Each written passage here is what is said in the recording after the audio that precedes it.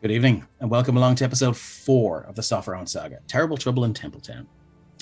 First off, we have we have one big announcement. Mag of Holding is back, this time with Breath of the Feywild. This 100-plus page book will feature adventures such as The Witch in the Willows, where you try to free a fey domain from the icy clutches of winter, or Dancing Star, featuring a dancing leprechaun. But why was he cursed to dance? One way to find out. On top of that, we feature a new bard subclass, the College of Two Courts, themed around sealy and unsealy courts of the Feywild, as well as a pair of twin halfling NPCs based off this new subclass. We also have a menagerie of mystical creatures in this month's issue that we like to call Fey Familiars. These low CR creatures can be used as familiars, or make a fearsome pack to chase down a low-level party, but be warned, they may just be too cute to kill. Never. Finally, to put the cherry on top, we have an article giving you a walk through the literary inspirations of the world of the fairies, from the King of Elfland to Stardust and everything in between. So dare you enter the whimsical wilds that are the Fae. That's it for our announcements. I'd like to thank Kate from It's a Map, without whom we would have no awesome and detailed battle maps upon which to inflict mortal wounds on our unfortunate heroes. Check her out on Twitter on @itsamap, I-or-E, and on Instagram on @itsamap. With all that taken care of, let's meet our players. First up, Fona, tell us about your character. Hi, I'm playing Scales, who is a young dragonborn, recently retired from the farming background because his parents have decided to retire off down to the south. And Scales is a dragonborn, although he has never seen another dragonborn and isn't quite aware that he's a dragonborn. And his parents were two lovely humans, and he grew up sort of in a very human town. So yeah, someday he's going to walk into something that looks like him and be very shocked. And that's Scales. Thank you very much. Next up, Deadpan. I'm playing Robert. He is a human rogue who likes reading books and likes writing them, and likes drawing monsters, and generally likes monsters.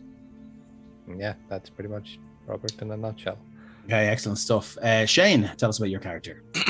Yeah, so I'm playing Jaden, who is a bog standard human fighter who is adventuring with his trusty glaive and just, I suppose, in search of the next paycheck and tagging on for now. Excellent stuff. Thank you very much. Carrick. I'm Carrick. I play Ren, who's a human wizard who's been sort of hiding out to the east of the country, and seemingly he's moved from the west, and you can, as most players I suppose within world could tell from his difference in accent, he's a bit of an arsonist. Yeah, that's basically it. There's not much more I can say. Okay, excellent stuff. Jonathan. Hi everybody, I am playing Fanar, a wood elf monk that seems to know how to hurt himself the whole time, and figured out he can basically swim. Not good, but yeah, that's him. Excellent stuff. I do believe that is everybody. Now for a quick recap of... Well, sorry, John is there. I always miss someone every session. Sorry, I'm so sorry. John, you were here, so I'm so sorry. No problem. Hi everyone, I'm John, playing Limit, the half-orc druid. Came up from the south, met up with the party, and has somehow become the party's healer, which is quite interesting. Okay, thank you, John. Sorry about that. Now for a quick recap. So our heroes, having arrived in Templetown, have already met some of the more interesting inhabitants. Grundle, Tooth, and Kronk, the gnome and ogre baking duo. Frida Moondrop, the ancient proprietor of the Shadow's Rest, and her barman Arthur, an old man with a past, who seems to sniff everyone he meets. Upon hearing that the son of the owner of the local meadery had gone missing, the party took it upon themselves to rescue him, and into the forest they went. They met a lone elf in the woods, Shallan, who opted to help them to find the child, but also seemed to be on some sort of scouting mission for the elves in the west. Battling a horde of giant boar and some very unlucky dice rolls, our heroes finally found the child, hiding in a small cave from a manticore, no less, which was intent on extracting it so as to make it its next meal. After a tense battle with some clever use of spells, the party managed to slay the foul beast and rescue the child. Unfortunately, the child's attitude made several of them wish they had left it for dead, especially Shallan, the elf they met previously, who promptly rendered the child unconscious with a single blow. After some choice words with the child's father regarding his parenting decisions, the gang pressed him for a payment that he hadn't offered and decided to get as much rest in as possible before nightfall, where they've decided to stake out the house of one of the school children, who they've learned believes it is being visited by an entity called the Carved Witch. Very important word there, believes. Let's join our heroes now, taking their ease in the Shadow's Rest. The floor is yours. It was fun, I think. How's your drawing coming of the manticore? Oh, it's finished. I finished it It's finished while we were fighting the manticore. Forget how quickly you draw. It's an interesting priority. Here In it the is middle if of a you want fight. if you want to see it. Arthur Chislerworth walks up to Robert Seth Cooper and he goes, "What did it smell like?" Leathery and kind of stinky, Nah. kind of bloody. Kind of a lot of very, very. If I had to choose one word out of all of them, I would say like iron. Yeah, you're still talking and he's behind the bar. That might have been the iron dust I used on the mud to shrink him.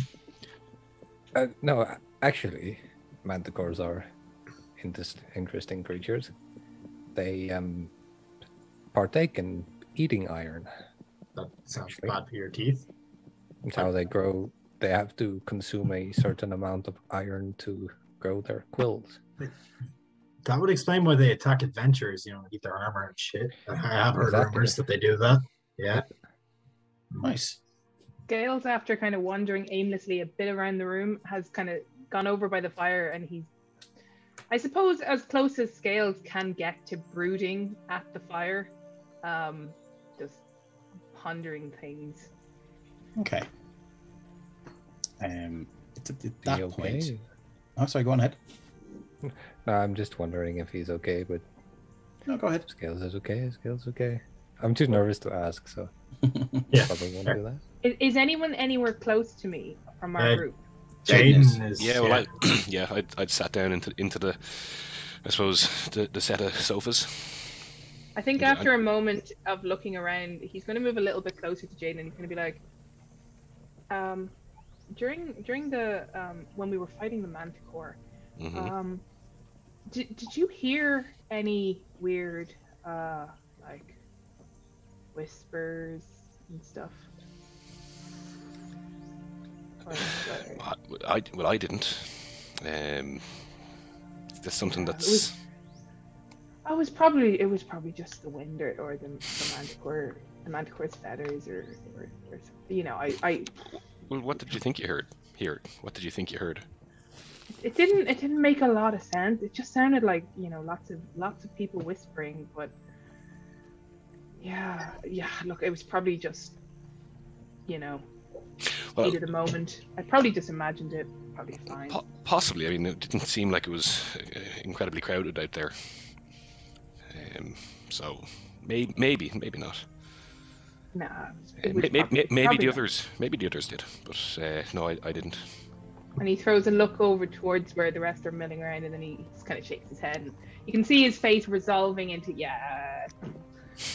it's just I just imagined it. It's fine. This time. Yeah, Fenar is just like quiet, doesn't say a word or anything. He just disappeared to his room. He just like doesn't say anything. He just go. Okay, so Fenara, you walk up to your room. Where are we? We're up there. We're token up there, if you like. As you sit down, presumably you're going to go into your trance. I'm going to go through. Yeah, there's a sense of unease as you remember exactly what occurred the last time you went into your trance. The walls seem closer. The roof seems a little bit lower. But nonetheless, you're trained. You've a lot of self-discipline. You know what you're doing. And you eventually enter your trance. I'll get back to you. Yeah, you just want to go to trance because he's still trying to get his head around why that he see that vision or dream while he was trans in the first time. So he still like want to get there again. He's trying to. Oh, he's trying to get there himself willingly. Because he needs answers. Interesting. Okay.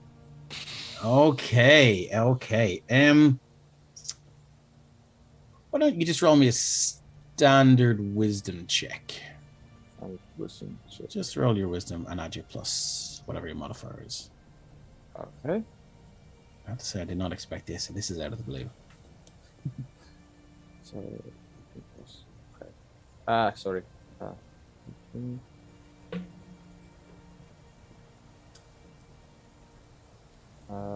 Plus. Okay.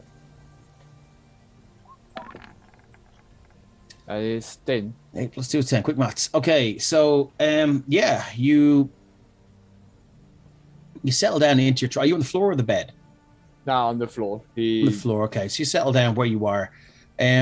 Cross your legs and begin your rhythmic breathing, and you begin to shut off the world. Your trance sort of begins with you trying to sense everything at the furthest reaches of your perception. So you pick up carts moving outside the inn and a very, very faint, which is obviously Kronk walking around the bakery and whatnot. And then the way the exercise works is you remove that, and then you remove the next nearest thing and the next nearest thing until you've blocked out everything from the outside, and you can just focus on yourself. And then you turn that resolve inwards, and as you do so, you feel a faint connection or a faint calling from something, a familiar voice. You hear kind of echoes. Begun. It has begun. Begun. And you reach towards that, and you direct your consciousness towards it, but it's too elusive this time. And no, you don't feel like you can go back to where that place was this time.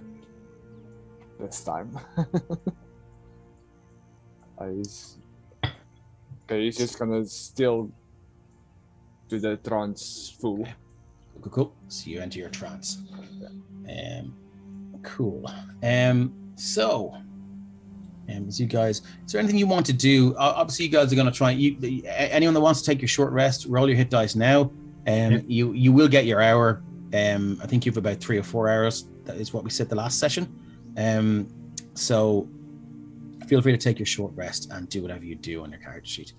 In that time, Freedom Moondrop is going to make her way over. Scram is not there. Sorry, Scram isn't there. Freedom Moondrop makes her way over to Scales and she goes, "Hello, Terry. You all right? Would you like some stew?" Oh yes, please. I'd love some stew. Yeah, what kind of stew? We've got rabbit and vegetable. Oh, rabbit or vegetable? Rabbit and vegetable. No, rabbit sorry, rabbit and vegetable. Oh well, yes, that'll be good. Then I don't have to choose. No. I'll give you an extra helping. You look a bit down, dearie. Oh, it was a bit weird, but we had to fight this. It was a manticore, apparently. I've heard of them. Horrid creatures. It was very exciting, though. It was just like something in a book. Did you win? We did win. We saved that little boy, but he wasn't a very nice little boy, in fairness. Oh, is that Bren? Is that Bren, the son of the Meadery? The guy with the mead, yeah. Oh, he's not. But he wasn't nice. He's not a nice lad. He's a terror of this town. Runs around, says he's going to be mayor one day. Oh, bloody hope not. I'm not going to vote for him. Well, do you like your mayor that you have at the moment? Is he a good guy? He's not a bad sort. He come up from Sofferone, he's one of them. Obviously did something wrong, so they stationed him all the way out here. Yeah, but he's all right. Keeps himself to himself. Walks around, does a parade every month with the guards. Doesn't pay for any new uniforms or anything like that. So the guards are going around in threadbare for their uniforms and stuff, that doesn't make them. They still look very proud. You I know. wonder is he still doing things wrong though? I don't know. Maybe What he do you is. mean? Maybe he's not. Oh, just someone said he was a robber. Maybe he was a grave robber. No, not a. Was it a grave thing? Oh, I don't know. I probably got mixed up. But the kid wasn't nice. She looks visibly disturbed in this revelation. She goes, I'll go and get you stew, dearie. Yes, please. She walks off to get your stew. And you see, well, if you look over, you can see she's actually in deep conversation with Arthur Chilsworth at the moment. Anything else anyone would like to do before we move things on? Ren's gonna like walk up to the window here, and can he see the person that's outside there? That's Shalon. I just literally kind of moved there because she's gone. Yeah, no, that's Michaela's character. From I was like, why is there someone standing outside the window? Do you know what? I will delete her from this map, and we're not deleting you, Michaela. We deleted your token from this map. I just want to sit down across from Jaden. Yep. And I'll be like, you're pretty handy with that polar. Yeah. Did you serve any time in the military? No. No, this was just bits I picked up along the way. Had a good, I suppose, teacher for a bit, but you kind of wander around. You need to know how to defend yourself. Of course. So your training's a bit more informal. Yeah. I'm actually on the subject of having to take care of yourself. I was wondering if maybe at some point you could actually show me a couple of tricks, because I might have been in the military, but I didn't really see much combat. It's more, my job was more to avoid it than to partake. I suppose if we're pushing on and we have the time, absolutely. I think now is the time for recovery, right this second. But you don't seem see any harm in that. You don't seem that winded. You seem like you'll fight 2 more men, of course. Well, I wouldn't say that, and I was just able to do my part. No one person could, I think, take down something like that by itself. I think we worked well enough as a team, used the gifts we had, but it could have gone very, very differently very quickly. It's a nice group we have here. It's interesting. Might be a bit ragtag, but they have their talents. Certainly, worth watching, I'd say. Like, I noticed, speaking of watching, I noticed Ren has been watching you a bit. Like, did you do something bad to him? Done nothing to him. Let's see. I think it's probably just the he seems like a drifter as well, and I suppose I certainly have come across people in the past that have not been forthright, and possibly he's coming from the same experience. So I think it's probably just no more than 2 people. Healthy amount of suspicion. Yeah, exactly. Yeah, I wouldn't say it's any more than that. I see. Okay. Cool. I look forward to that training. Absolutely. I'm going to start writing down in my book. Okay. Not the book that I draw in. It was a different book. Understood. Anything anyone else would like to do? Frida Moondrop arrives over here with some stew, and it just keeps it maybe a slight distance from Scales, and goes, "Hello, dear. I've got your stew. I've placed it on the table there. Feel free to pick whatever one you want, and I hope you enjoy. I've got some loaves of bread there, and they're there for you, and some water." Okay. Scale seems to be advancing on her. Thank you. She's walking backward with her hands held high. By the time he finally gets to say thank you, he kind of just nods happily and then turns back and goes back to eat some stew at the table. She wanders off then. If anyone else asked for stew, then she would have delivered it to the table as well. Yes, it's included with the price of the meals. Sorry, Libud. No problem. So would probably just have been sitting the whole time at the table, kind of contemplating, and then every now and then just glancing over at Craze to see what she's doing, kind of trying to gauge. Currently, she's sitting on the bar, and she's very annoyingly kind of banging, like her two legs are kind of kicking against the side of the bar. You'd expect Frida Moondrop, who's standing beside her, is old, and as we all know, people as we get older, as our years fade, so do our patience. And Frida doesn't seem bothered by it whatsoever. Krez is just sitting there, bam, bam, bam, bam, bam, bam, bam, bam, the feet banging against the bar. And as you look closer, you do see this seems to be her favorite place. That there are two very big black marks on the side of that bar, where one's knees would go if you sat on that stool there. It's obviously a favorite position and pastime for her. But she looks better than she looked the other day. Yeah. But as you know, she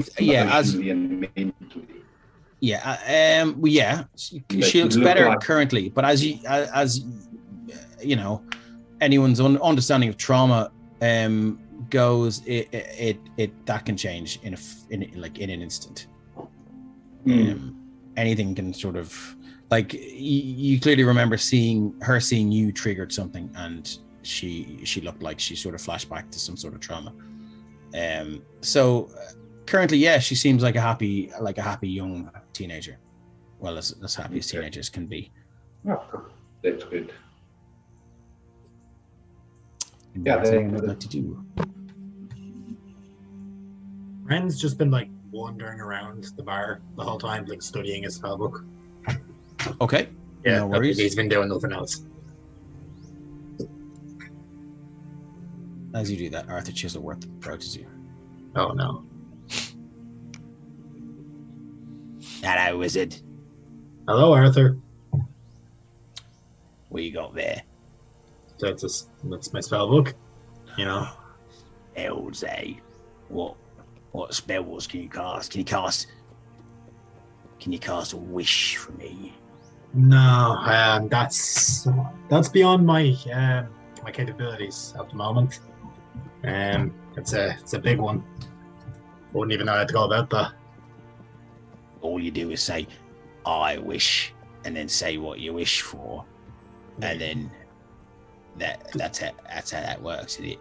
True, but I think there's a bit more behind it than that. The intention is there. That's probably the somatic component, and the verbal components are there. But there's definitely something else to a certain level of power needed. The best I can do is set things on fire at the moment. It's kind of my specialty. That and transmutation. We had a wizard in here about a year ago. He smelled funny. Is he the one? No, of course not. Of course not. You think I'd be here if he was the one? Yeah. You lead? Would you? No. Okay. No, I wouldn't. Oh, meant to ask you about this the last time before you went out and fought that creature. But he left a scroll here. He did he? Yeah, he said someone to come asking for it, that they was a wizard. And Well, I know you're an arse for it, but you're a wizard, so that's half the battle, isn't it? So Suppose it is, yeah. I'd say Do you know this wizard's name? he didn't give me a name. Well, he probably did, but I've forgotten it. Is it age, isn't it? So I don't know. I'll tell you what. It's been here a year. I'll sell it to you. How much? How much is a wizard scroll worth? That He does is this on thing the with his hand. He does this spell. thing with his hand where he touches the bridge of his nose and just point, and then touches his eyes and then points his eyes directly at your eyes. He doesn't stick them. Sorry, his fingers. He doesn't stick them in your eyes, but he. Yeah, no, he does the I'm watching you thing kind of. Well, no, it is seems a little bit more arcane than that. And if you want to Okay. roll, insight or arcana. I'm good at both, but I'll go you can- Arcana. 'cause- Yeah, you can try and determine what it is. Yeah, give me 1 second. My sheet's on the wrong Yeah, page. no worries.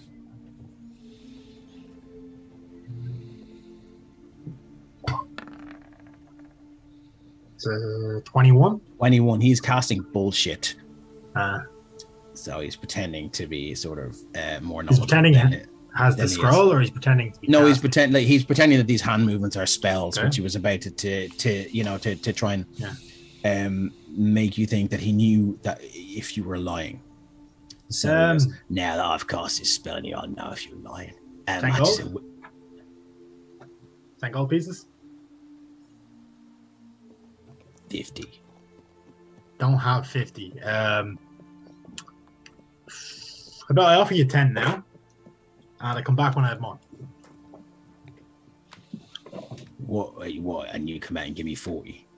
Yeah, I'll come back and give you 40. You have, and Ren will stick his hands out, and like it's a shake on the deal. Oh, and the 10 gold is palmed in his hand already. There he goes. And a big snotty lube just appears in his hand and kind of wobbles around the palm of his hand and just grabs your hand. You feel it kind of just kind of slip between your fingers and you can see something bubble out the top, the other side. And he goes, "That's the deal." And he goes, Grant. "Give me 2 minutes, I'll go and get it." No worries, Arthur. New wanders off down his little trapdoor, and as he goes down, you can see the trapdoor, and he looks around. Last you see are like 2 eyes in his forehead. The trapdoor goes. Ryan is going to make his way over to the couch, I suppose, and just like he'll nod at Robert and Jaden before wiping his hand on the small cushion at the end, and then like flipping the cushion around and putting it down so that the sticky whatever the fuck came out of Arthur's mouth is against the backboard. No problem. Before returning back to where he was standing. So okay, cool. Still nose deep in the book. And after sorry, let me go back to here. After about 5 minutes, Arthur you can hear tunk tunk tunk, and he comes up and he slams the thing down. And this time he seems to activate some sort of lock. And he walks out here. Sorry about that. And he goes over and he goes, "I've got it here. Do you want it?" I do. Can I? Does he hand it to me? Yes, he does. He hands you it's a heavy parchment scroll wrapped in a sort of tied closed with two black kind of ribbons, one on either side. Okay. There's no wax seal on it or anything. It's just, and it's not obviously in a scroll case. It's very dusty. Yeah, Ren will shake it off, and then he will thank Arthur, and then obviously he's given Arthur all the money he has, and then he'll turn to him and say, "The second I have that 40 gold, it's yours." I'll hold you Thanks a to lot. your word. I'd expect nothing less. As you say, thanks a lot. With the obvious intent of him of sort of encouraging him to leave, he stays. Oh, do you want to know what it does? I assume. Oh, I'd love to know. I've been sniffing it this last year, and I've peeked inside it, but I can't read the magic, so I don't know what it is. But So- I'd love to know. In terms of like learning what a scroll does, would I have to cast Identify on that? Nah, I'm just gonna roll an Arcana check and don't. I mean, it's Okay. kind of a I could bit of a waste identify of it time. either. I have 10 minutes to identify it. Can you cast second level spells? Identify? I don't need to cast it as a spell. No, can you cast second level spells? I can, yes. You can. Well, then just make a quick Arcana check, DC 10, Okay. and I'll tell you what spell it is. It's 19. Yes. As you open it up, a small piece of, it's kind of a smaller piece of parchment falls out of it and hits the floor. Okay. I don't know which one you're more interested in first. I'll pick up the small piece of parchment, but then I will look at the large one Okay, first. no problem. It is a spell of Melf's Acid Arrow. Melf's Acid Arrow. Okay. And then what's on the small piece of parchment? It says, for Thendelgast. THENDLEGHAST. As Is that promised, name bring any back? Thendelgast. No, it's not something you've. It's not something that you would have recognized, and it says, as promised, for your apprentice. For an apprentice. Well, look, Arthur, it's a spell of Acid Arrow. It's Acid Arrow. Acid Arrow. What does it do? The name is very self-explanatory. Basically, you use. Could you melt someone's face off with it? Probably, yeah. Oh, I like it. I like that. Yeah, it's a good one. It's definitely will make a useful addition to my repertoire when I have time to copy it into the book. And the resources. Well, enjoy it. I Don't will. forget my money. It's yours the second I have it. And if any inside check comes to me out, Ren is being 100% serious. Yeah, okay. Good to know. I'll inside check that. Go ahead. Roll for an insight. Give me a While second. they do that, sorry, Yeah. Robert, just Michaela, thanks for the gifted subs. Thank you very much, thanks. Michaela. Carrick, your one as well earlier. Yeah, no I didn't worries. want to interrupt earlier. Thanks, Edward. Very much. Hey, Jaden, you go. Or Shane, you go. Should probably say. Gifted sub. Excellent stuff. So you're inside 16. Yeah, I mean, well, Ren, you can tell him exactly how you feel about that. Yeah, no, Ren is dead serious. He's a man of his word. When it comes to money, he's not lying. at all. Okay. Jaden, you would have noticed that Robert has been taking notes on this exchange between those two, just Yeah. writing it down in his book. Yeah. So, sorry, no, you go ahead. Yeah, cool. Oh, that's not So just following up on what Robert was doing. Did you take everything then? He asked worriedly. I write some of it down, and the rest I keep up here. I have a pretty solid memory. But I suppose why? I might need to reference it at a later point. Could be useful information to have. Okay. And Jane will just lean back into the sofa and just wrap his cloak a little bit tighter around him, but just like not like protective, but just like right, okay. That's I won't be saying anything else today. Good to know. Good to know. I mean, like, you mentioned you're a drifter, and Ren, you mentioned Ren is the same. But like, folks around here seem to know you.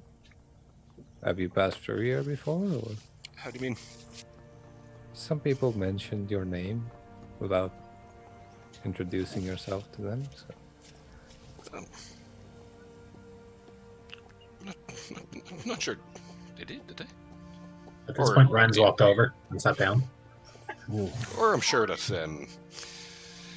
could just Maybe be you that look like someone else. it could. Well, I mean, they could have just heard that we were in So you've town. I never- mean, we've been making, a little bit of a scene. Shaking down brewers for money. They look around. I wouldn't call it a shakedown. I mean, his kid gave us a lot of trouble. I feel like that was compensation, is what I put that as. It'll teach You the think kid it a was lesson. worth it? I will admit I do feel slightly bad about it, but I mean, at the end of the day, we fought a manticore. That was more than we'd agreed to do in the first place. I feel like some compensation was owed. We could have died. I feel like fighting the manticore was the compensation. Or well, I mean, at least for getting you. the opportunity to see Yeah. it. I mean, I'm lucky enough I didn't Robert, get it. This guy. Yeah, I mean, yeah, I see where you're coming from. Somebody It clip wasn't that. my finest I moment. mean, how many people can say that they've seen such a creature You'd be surprised. and live to tell about it? And you have Yes. you took, I suppose, potentially useful components from it, haven't you?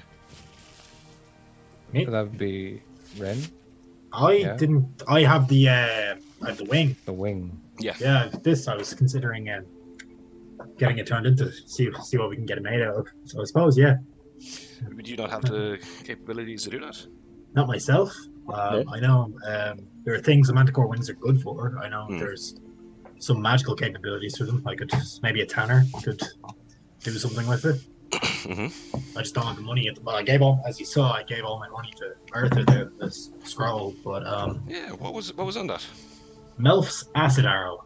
Basically, I take the guts of is it a snake? I can't remember the exact component off the top of my head, but I think it's a snake. So I take the guts of a snake, stretch it out, and channel some arcana through it, and I fire an arrow of acid. It's really self-explanatory.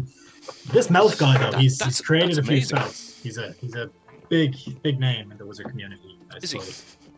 Well, he has a spell named after him. That's usually a good sign. You don't have any Levitt pulls after you. out. I mean, you could call it Ren's arson, I suppose, is what I did to the house back there a few days ago. So there's that. No, I had nothing named after me at the moment. I'm kind of new to this. I've only been doing it for a few years. I'm not. Robert pulls out Classically one of the trained. quills from the manticore that he harvested. Hmm.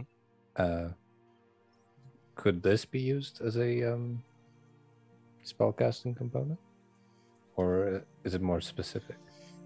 It's dark to me. I wonder to what my eyes, magical it's relevant. properties various creatures have. I Like, mean, I could try to identify it for you. I have a spell that can, but I don't think there's anything magic about it. It'll take me about 10 minutes. no, I've determined its value. I don't think it's magic arcane either, but I mean, I don't think a snake's bladder or frozen true. gland is magical either, but Magic's like a science, at least arcane magic. There's a certain level of science to it that can create magical reactions when you imbue it yourself with magical properties that you can generate yourself. Casters can do this. I mean, Lamud probably uses some himself. I know some casters use a focus, which gets rid of the need for some components. But I'm just Ryan will curious. pull up a bag of it's just a bag with like loads of pouches that he has at the side. This is pretty much everything I use for spellcasting in it. If you want to have a look, and he'll set it down on the table. While Ren I'll was look around describing in that, there. Scales had kind of Search noticed around, see what I see. they were chatting, so he's taken his bolus dew and he's kind of wandered over and he sat down towards the end of that. Oh.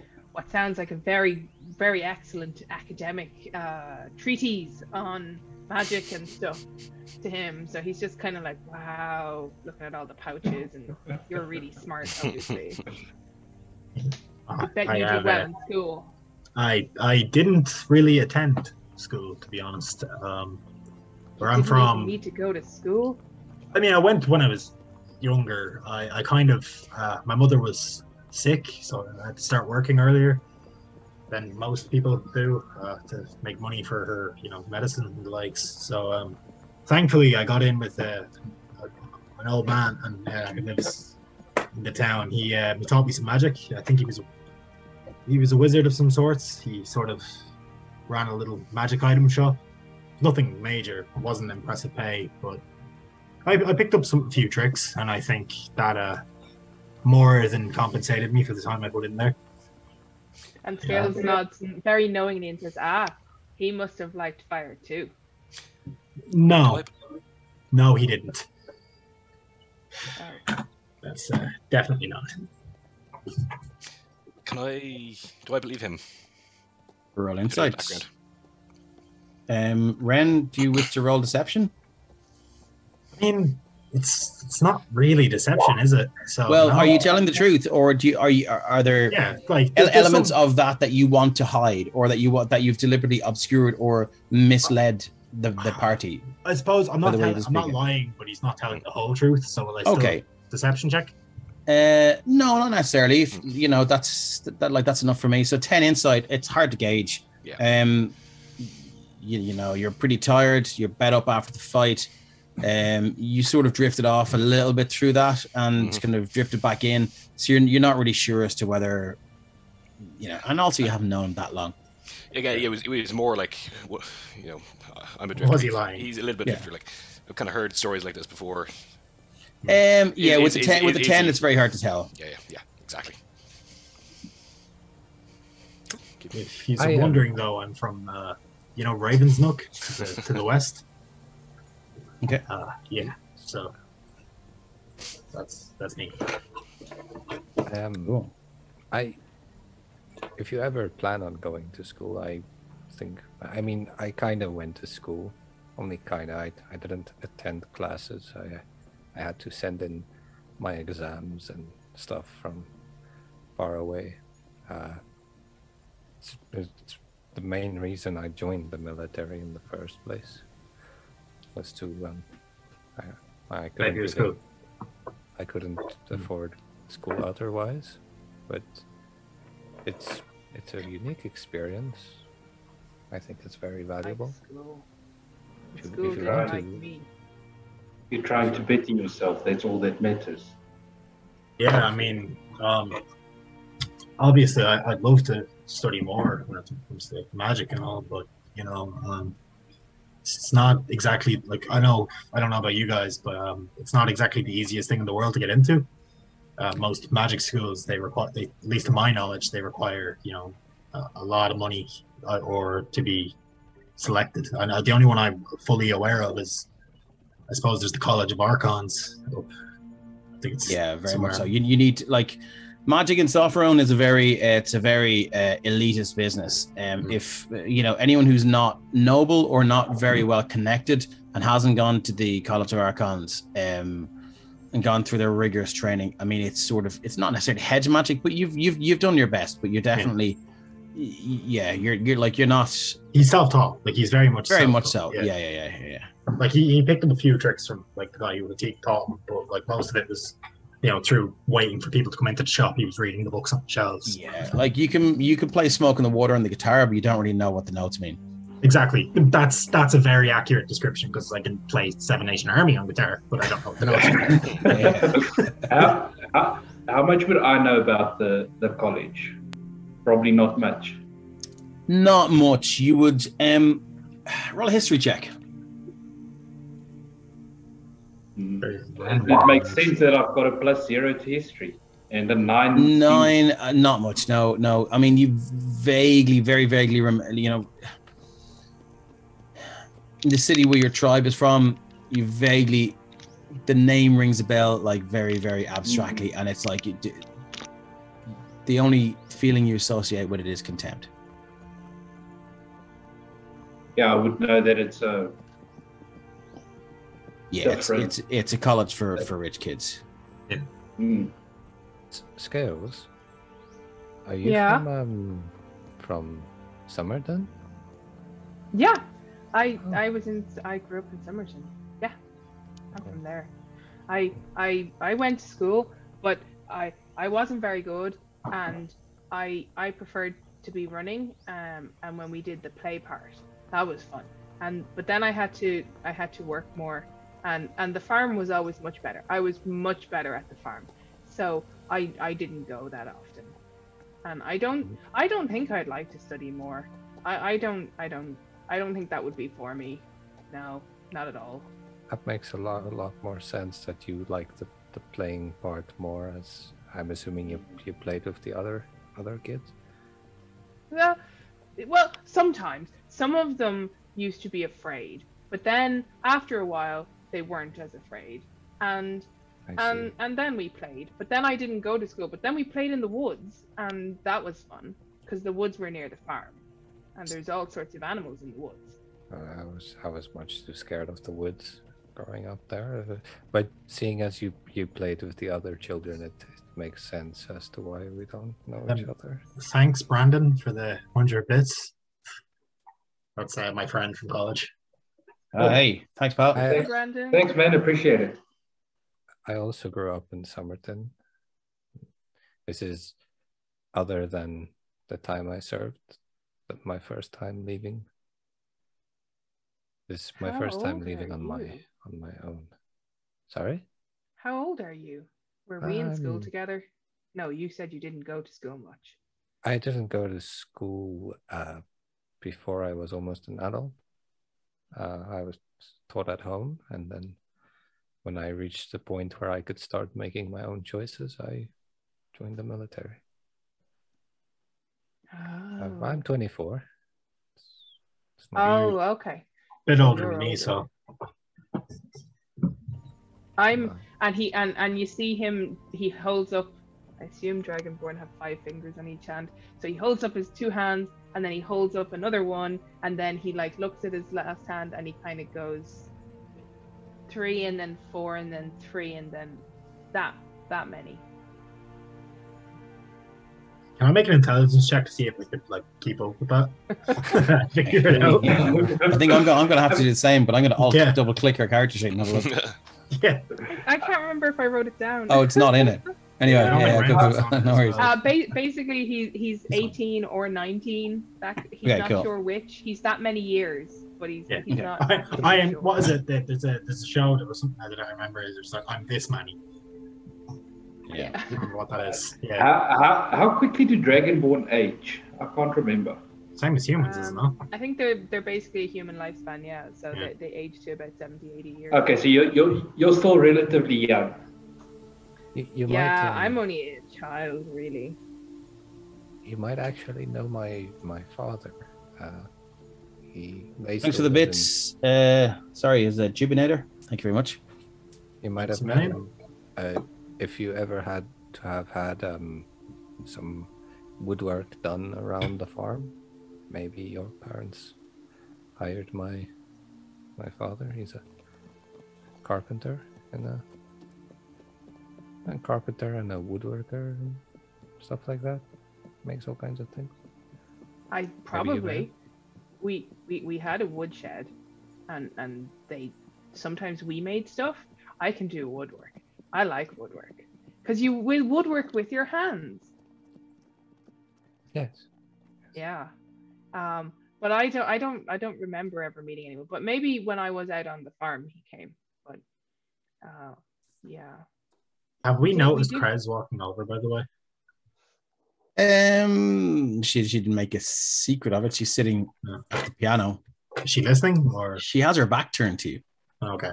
Is she playing the piano, or just no? But if you notice someone, if you've ever been around someone that has an interest in piano, but they're also in company, she's done a very faint ding, ding, ding, and looked around to see if you've noticed what you haven't, and then sort of stopped. But I mean, she's definitely not making enough noise in the piano to not hear what you're talking about. Okay.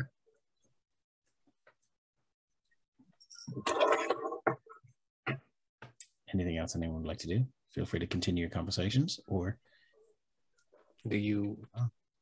So your parents don't live there anymore?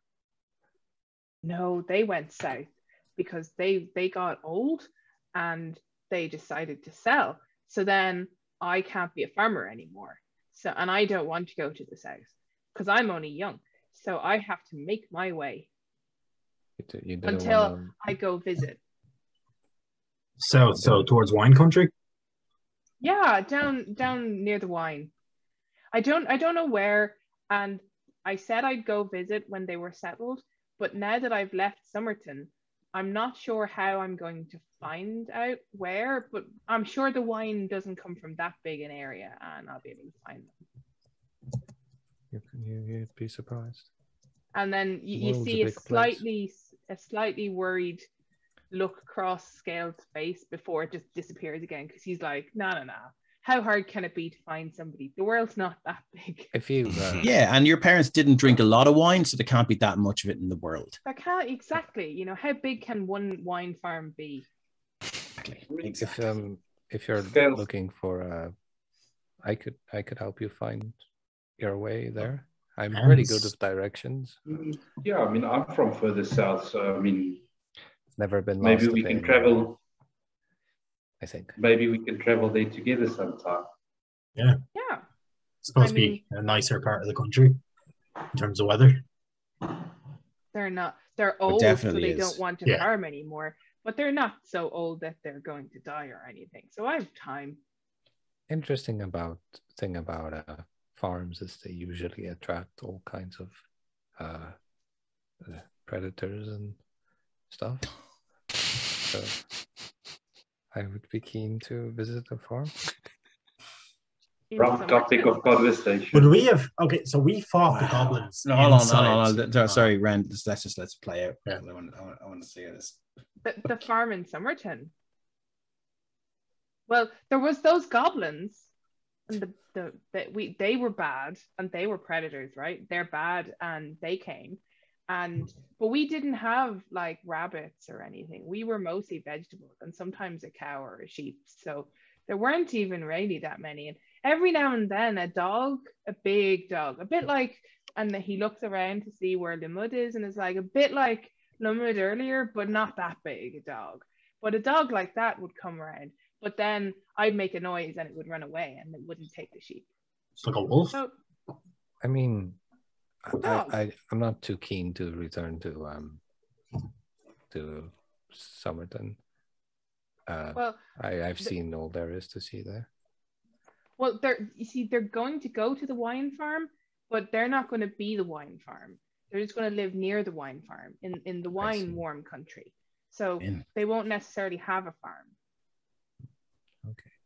So down in sorry, I'm trying to read the name. So down in the Iron vineyard area. Iron, yeah. Iron, yeah. Yeah. So I So, mean, yeah. it's a nice place to retire, I suppose. I mean, It really is. Iron is where, like, it's the south of France, basically, where all of the nobles go.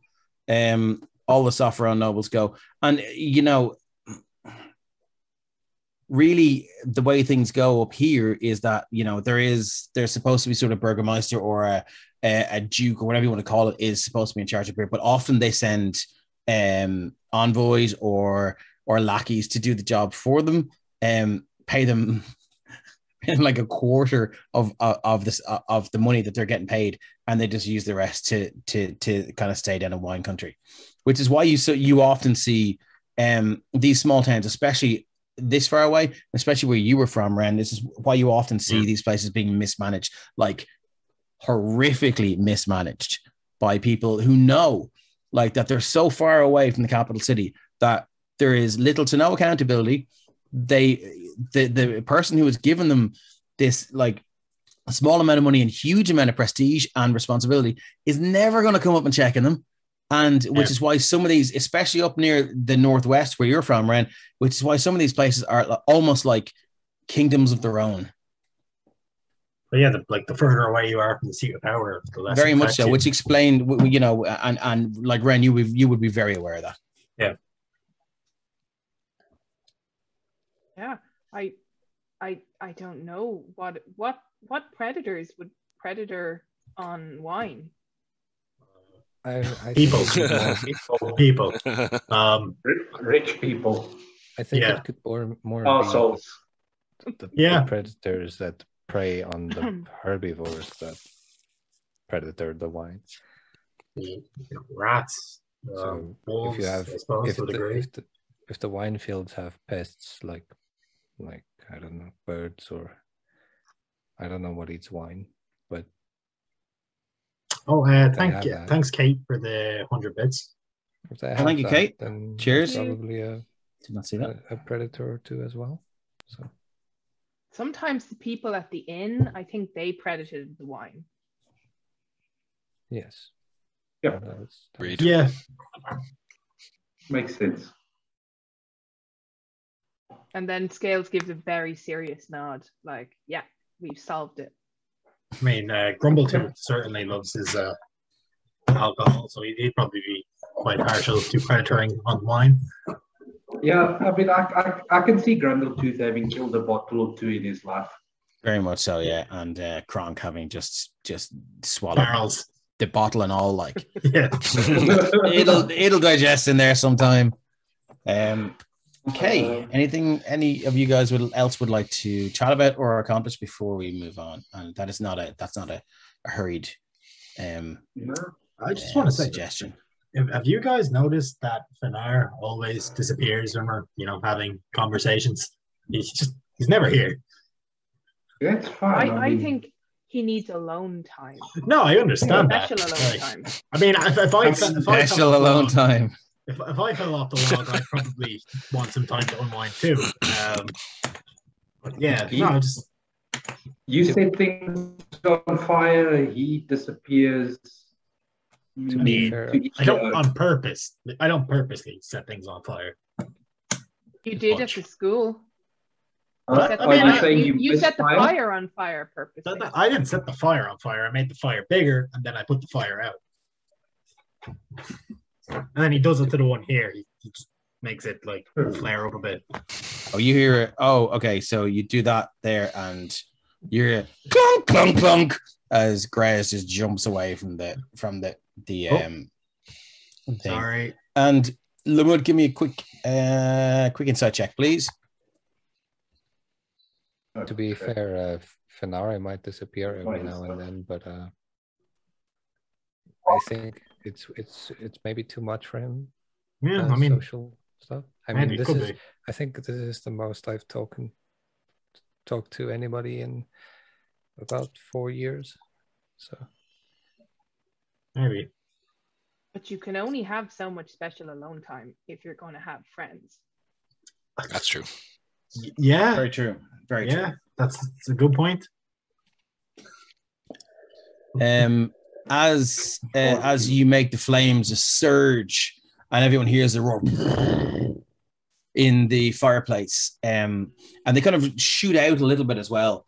Lamud, you just happen to be looking over the piano and you see Krez just jump, and the heat, it's noticeable. It's not painful or frightening for you, but she definitely reacts in a very, very primal and visceral way to this, and she jumps off. And like if you've seen the cat trying to get down off the piano, it's like clunk clunk clunk clunk clunk clunk clunk, and she almost tries to climb over the piano, and then just runs like she is terrified of, and she goes. Yeah. Well, now I feel bad. She is. Yeah. But this is definitely a response to something, Lamud. Yeah. So, Ren, I think just or at least around Chris, just. Yeah. No, I get you. I see your point. With the magic, there's something that happened there. Yeah. I mean, I can't say what. I'm not sure what happened, but that girl's been through something. She teared up when you spoke Orcish, didn't she? Yeah, she did. So yeah, there's definitely something there. She didn't. No, I do believe when you said something to her in Orcish, she reacted badly to it. Yeah. So she teared up in a negative, in a bad way. Yeah. Oh, sorry. I thought you said cheered up. No, teared up. Sorry. Yeah, sorry. I was like, whoa. Yeah. Chewing gum on my mouth, so probably. Yeah. Okay. Go. Yeah. Cool. Yes. Yeah. So I mean, there's something that happened. There's something in the past. Definitely is. Yeah. I don't mean to make okay. something. Anyone else would like to accomplish here, or before we scooch on? No. Okay, so has everyone done their short rest? Yeah. Okay, cool. So your plan is to head to the house of the child who has sort of let slip that that she's being visited by the Card Witch. How do you intend to insinuate yourself within the family? Do you know who the parents are, or have you a plan to try and sort that out? Oh, I was Scales planning. plans to follow everybody else. I was planning to do like a stakeout. You know? Yeah, I mean, I don't think. So you're planning just to kind of just hang out outside the house in a non-creepy but hopeful and heroic way. I mean, we could tell the parents that what's happened and then see what they have to say. And if they insist we go away, then we don't. Although the guards might get involved, so Mr. Crinkly Bottom, because he said it was all just made up. I mean, they might be, but in that case, we can, I suppose, follow Robert's idea. I mean, yeah. I don't know. It's kind of weird to think that we're going to stake out a child's house. I mean, on second thought, that is kind of, yeah. I mean, we if it comforts you, we could be staking out the parents' house. We're staking it. We're doing it to protect the parents because the last person killed their parents. Yeah, that's what we're doing. There you go. I mean, unless you've got another idea or a better idea, that's the thing. It's the only lead we've got at the moment. I just don't want more people getting murdered because of whatever the fuck this is. Okay, so what's your plan? Stakeout. You're just going to go to the house and hang around outside. Not visibly. See what it looks like, and then we can decide from there how close we get. Yeah, we'll check out the house first. Okay, I'll bring you over to the house, though. Let me just copy and paste. Maybe there's bushes. I mean, that makes it so much worse. Because bushes always. I'm just going to drag you over here for now, if that's all right. Bushes always scream subtle, don't they? Aim for the bushes. Yeah. Do any? 1, 2, 3, 4, 5, 6. That's everyone. Yeah, for now, you got your long rest. Okay. You got your 4 hours. None of us know where the girl who actually murdered her parents lived. No, you haven't checked it out yet. That could also be maybe we could find some clues in the house. There, you should find yourselves there now, if you can see that. Mm-hmm. Yeah, the map's still loading. Again, thank you to Kate from It's a Map, who did this map last minute for me because I had a very drastic revision to this story arc, and she was very good to. And she asked me to tell Carrie, who plays Ren, that those creatures that aren't moving, they're just flavor. Okay. Good. There's no floating birds. No. Okay. I'm on the map twice, just to say. How are you? Sorry, where's your? I'm up towards the from over here. I don't know how to make the flippy thing on the tablet. Yeah, all of us only see one of you. Where are you? I can only see one of you as well. Halfway up over on the left-hand side of the house, near the bushes, I see a token of me as well. I think that's only on your side. Yeah, I can't see that. No. I can't select it, so obviously it's just a... Okay, cool. Let me just check and see something else. Why the music's gotten creepy also. Oh, it has, isn't it? Yeah, I mean, that's obviously a mistake. It's probably not important.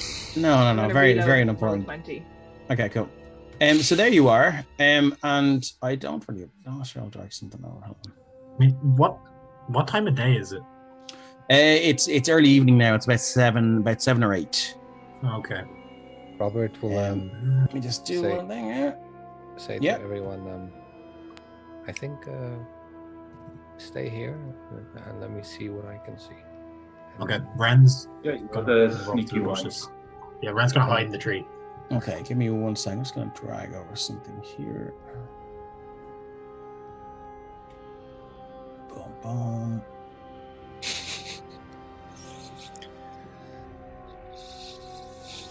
Tarask. Yeah. So okay, cool. So sorry, Dave. You said that these animals on the map are they? They are there. They are there, but they're not tokens that we can move around. All right. No, cool. So it's sort of in reference to the birds that were static in the air in the last fight. Yeah. So that's why I'm asking. So I'm just gonna walk over to the pin and begin ritually casting Speak with Animals. Okay, no problem. How long does that take? It'll take me 10 minutes. Okay. 10 minutes plus another 10, so 20 minutes. No problem. You're tipping away at that. And is there anything anyone else would like to do? Well, the strange half orc is out there making weird noises and drawing marks in the ground. Wait, what's he casting? Speak with Animals. Okay. I would like to take a loop around the house to take note of the rooms, if I can see into the windows. And you can. what room do I- If you want to do that, make a stealth check. Or if you'd like, if you're not bothered about No, being seen, I'm stealthing. so you're going to sneak around the house that the child lives in. No problem at all. This is going to go well.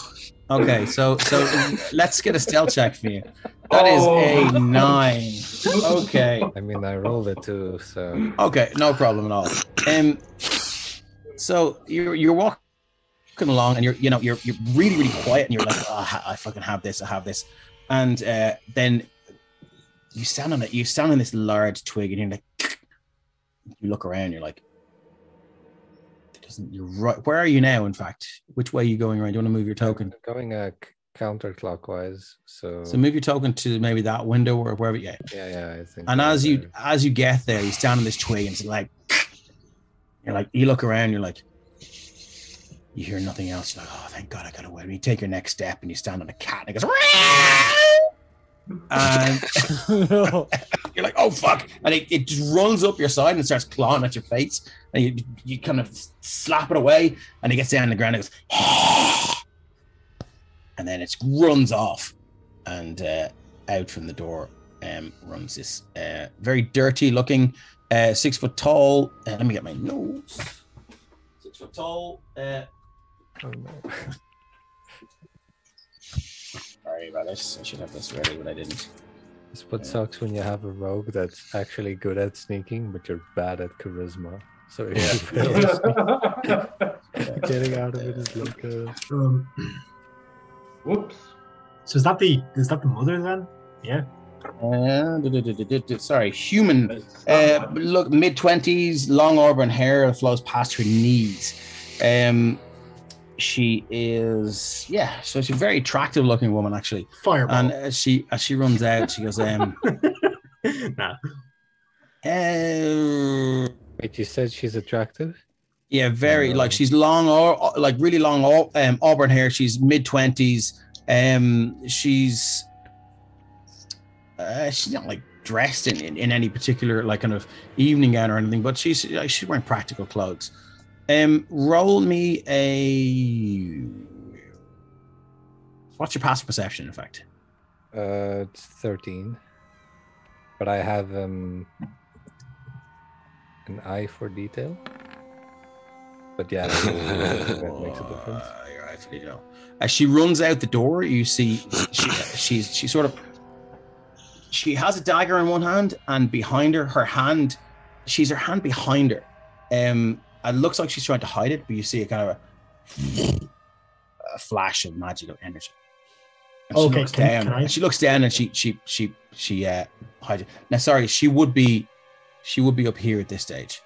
Could I have seen that from where I am through the tree? Hiding in the trees. What's your? Well, you would have been looking. So give me a perception check. Yeah. Sorry, I'm just gonna get the. Is there a way to have your sheet constantly open a different tab? You know? I generally do it on a different desktop page, but I'm a Mac wanker. Yeah, that's fair. Yeah. Perception. See, I have a +1. It's a 2. That's a 3. You miss it. You like Jaden makes a noise, and you look back, and it's just happened too quick. And she runs out and she goes. Immediately, she's kind of not repulsed, but a little bit creeped out. And she's like, "Who the bloody hell are you?" She has a dagger in front of her. What are you doing? What are you doing on my property? Yeah, very. Oh no. Okay. I'm just gonna be he steps in. I'm sorry. I've been tracking a creature. She looks around. What creature? I don't know. It left behind these, and I'll pull out one of the manticore quills.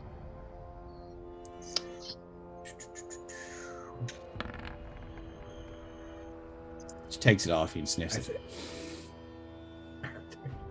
Iron. Yes. It has these protrusions. There's no way a bloody manticore has been hunting around the town. You've clearly picked this up from somewhere else. I picked it up. Why do you lie to me, little man? She just knows I lie. I'm gonna stick to it. Save my. Okay, roll deception. Roll deception, because you guys traveled for a day and a bit out of the town. We traveled for a day. Oh no! Well, It was a good few hours. It was like just I think you said it was no, it was a few hours hours. there, 2 hours back, wasn't it? Well, yeah. So that's 4 hours. So plus the fight and the encounter, so it was a good half a day. So Oh no, it was 2 hours to the boars and then 2 more hours Yeah, to the yeah, manticore, so it's Mhm. 8 hours. Yeah. Deception. yeah, because I mean, Locally. 7. No, she's not taken in by this. She goes, Valera,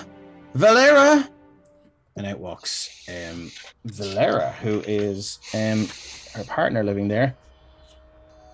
She's a human again, about mid-20s, tightly cropped red hair and a strong build.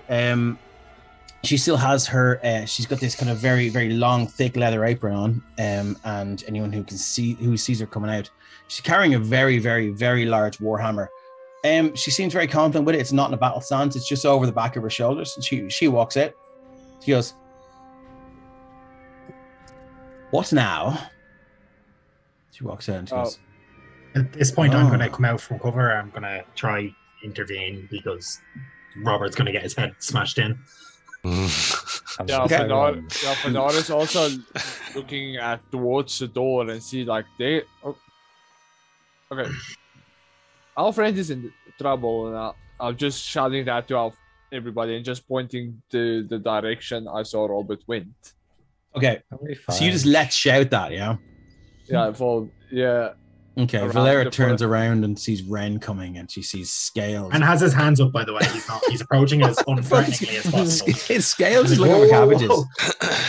The Scales is looking at the cabbages. So until Fenara, I was about to ask how loud was the interaction at the door, because until Fenara shouted, Scales is just distracted by the cabbages. So and the field beside the cabbages with the scarecrow. Yeah, the Scarecrow is kind of creepy looking. So this is kind of a particular corn that's native to just this part of Sopharon. And the Scarecrow it's made of predominantly of sticks, twigs, grass, and it has 2 what looks like buttons for eyes. One is blue and one is red. They reflect the light weirdly. And almost it sort of feels like wherever you walk, it feels like it's looking at you. I think Scales was probably like both admiring the farming, because that's what he knows. Yeah. But also he's probably been doing this thing where he kind of goes at the Scarecrow, because I'm guessing on his farm they didn't really need a Scarecrow. No, they did. They had him. The purpose.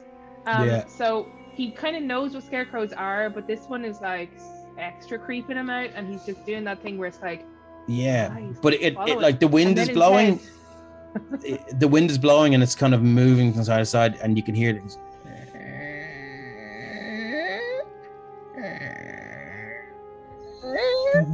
And it's kind of creaking like that. Yeah.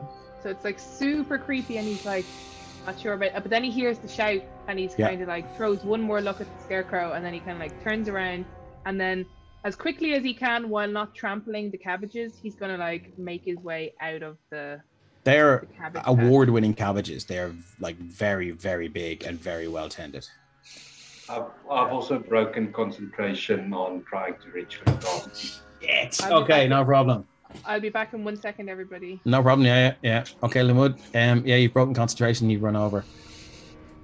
So Autumn, that's her name. She's there, and any sense of that flash you saw, Robert, is gone, and she has a dagger out, and she's backed against the window here, and there, and Zelda moves to here. Valera moves to here as well. And she has her warhammer out now, and there's no more kind of casual vibe about it. She pulls it out and she goes, "You're trespassing. You're State right. your business." But we have a good reason. If Scales has made it up, he'd like to just at this point interrupt and say, "I like your cabbages." Okay, Scales, you take over the conversation. Passing us. This will be interesting. Thank you, but why are you here? I don't. Why are we here? And he kind of looks around the others to explain, because he's You going to can see Autumn and Valera make eye contact with each other, and a lot goes on. There's a lot unsaid, but there's a lot said. Ren's going to look back with that glance, and they sort of tense with their weapons. Yeah. Ren's going to look back at Jaden and then just sort of shrug and be like, "So, basically, I'm assuming you've heard this talk about the curved witch." Oh, bloody hell!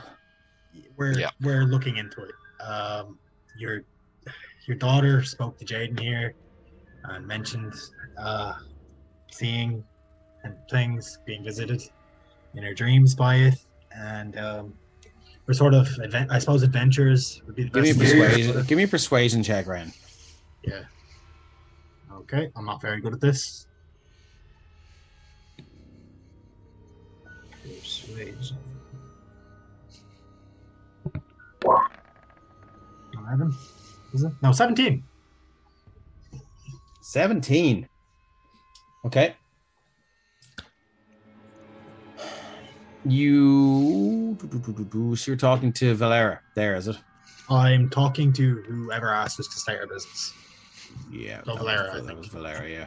Autumn, who was there near Robert, has moved back to the door because anyone who's here can see the scraggly, dirty, brown-haired child, the creepy one from the school, is sort of poking her head out. She goes, "Have we got visitors?" And Autumn's like, No, darling. Inside now, inside. Time for bed. Inside check on the girl. What are you trying? Yeah, okay, cool. So, Lamud first. What are you trying to determine? I just get the feeling because she was very, what's the word I'm looking for? Not standoffish. She was very, she kept to herself a lot at the school, and now she's very inquisitive and trying to figure out what's going on. It's just extroverted. Okay. Yeah, more extroverted. Something's going on there. Okay, roll insight. Out of curiosity, come on, 7. Hard to tell. She's behind Autumn, and just the awkwardness of the situation, predominantly because of Robert, it's very distracting. Yeah, cool. Robert in awkward situations.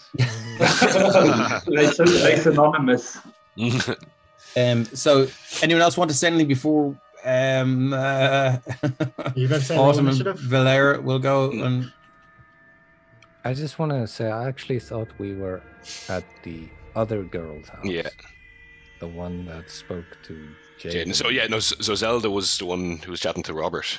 Yeah. Oh, sorry. Yeah, Grant. Let me just retcon that then. Which one was the one that you were going to?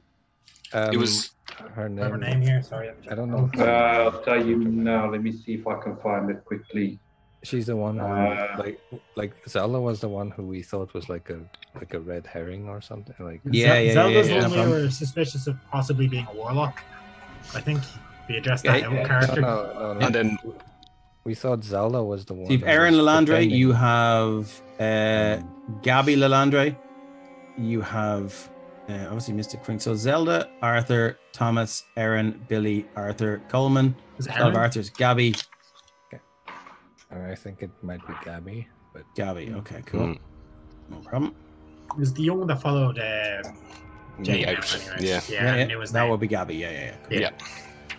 Move back to the thing. So let's just assume that Grant, Gabby there, and Gabby is like. Yeah. We just shifted to an alternate timeline, guys. Nothing happened. Yeah, no, that's fine. That's fine. It's the same map and same house still applies. So that's the one. she's like, Mommy, who are these people? Never mind, darling. Go back inside and try to sleep. You know I can't sleep tonight. I told you I won't sleep tonight. I'm gonna move up to the rest of the people as well. Mm-hmm. Scales is gonna have like done a little wave at the child. Yeah, and She sees you and she goes, oh! Mommy, what's that? Mommy, what is that? I'm like, Can we hear what she's saying to the parents? make a perception check. She's sort of whispering in fear and wonderment, especially when it comes to you. Oh. I think I accidentally just... It's okay. You've rolled 3. You take the first one, which is 4. You don't hear. That's Okay. performance. Perception 21. Yeah, you hear her go, Mommy, what's that? What is that? So then I look at who's beside me, Robert. Robert. and just sort of say, she did see me at the school, right? I was at the school. You were outside. Definitely at They're school. fighting. You outside. you're outside. Yeah. You were actually outside, yeah. I'm Some gonna. of the children said, no, okay, no. Jaden's gonna pull down his hood, I suppose, for the first time properly, and he has the auburn hair as well. But he'll go, Gabby, and like he's keeping a respectful distance from the front door because obviously The parents are like, there. Yeah. Parents are like, well, I'm sorry, you'll speak to me first. Of course, yeah, and I'm actually going to hand What do you off want? my glaive to Finnair behind me, just so that complete de-escalation of the conflict. Yeah, she sees going on. that. She sees that and looks at you and goes, and shakes her finger and nods to Ren, and tells you it's like as if she's indicating that she would be happier if you gave it to Ren. Okay, yeah, and Okay. Yeah. That's a little. It's just a little bit of shade, but okay. That's a low-key insult, yeah, pretty much. Okay. Ren's gonna pull a red dragon scale out with that. So she So we're gonna hand that visibly over. sort of Yeah. that sort of de-escalates the situation a little bit. Well played. He's kind of like struggling to find a way to hold it comfortably. He's like, Yeah. and he just sets it down on the ground beside him. Yeah, fine. And there's a bit of a side eye there going on, but he goes, right, look, this is all obviously started off on the wrong foot. That'd be my fault. Yes, that is our fault, but how about we start from the beginning? As Robert mentioned, we're chasing up, as Ren mentioned, we're chasing up on, I suppose, some of the rumors that are going around, and your daughter made mention that, I suppose, like a lot of the children, she may have seen something, and so we're here following that up. He holds She her said hand to- open to just as if to stop you and goes, Mhm. Gabby, inside. I don't care. Inside and go play with the toys. And she goes inside. Will we hear what Gabby says to the mother there? It was a basic kind of Okay. protest. Yeah. She didn't want to. She like any child, she wants to know what the adults are talking about until it gets Yeah. boring. Did she, I suppose, clock who I was as the person that she had made mention to about it earlier? Roll insight. Can I roll insight as well?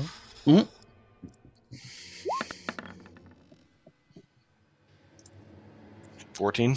Yeah, I mean 12's all you need. She's a child. She's not that great at hiding her emotions and her intentions. Yes, she definitely did recognize you. Okay. But she's very aware of the fact that you have to convince her parents to sort of like you have to get over the hurdle of the parents first. You know. Yeah. So and she knows that there's not much she can do about that. Yeah. Okay. Yeah, and I suppose it was the clocking of, you know, is it her, or are we, you know, the recognition that we spoke earlier, but that's enough there. So okay, and look, obviously we could, and then continuing with the parents, obviously we could have started this an awful lot better, but bloody right. 100%, and can only apologise again. But obviously this is something that's been going around town. It's been something that you seem people have died over it to be worried about. I mean, we've heard the goings on around town. I don't presume anything, but we're just here following up. Autumn turns here and she says, "Well, you know, we've children's tales of a carved witch and the like. Children have imaginations. We've seen nothing. As far as we're concerned, Gabby's scaring herself awake every other night, and some nights she sleeps well and some nights she doesn't. Like Mr. Crinklebottom says, it's nothing but a children's fanciful tale." Considering how much Mr. Crinklebottom drinks, I wouldn't be trusting his judgment on that. He is a good teacher. He is a good teacher. That's fair enough. I mean, he is our only teacher. No, look, it's a small town. Gabby's grasp on mathematics has come on leaps and bounds since last semester. That's fair enough. Clearly he's decent at his job, but I suppose the reason what are you here for? We want to get to the bottom of this because what is it? Someone killed their parents over this. It's not.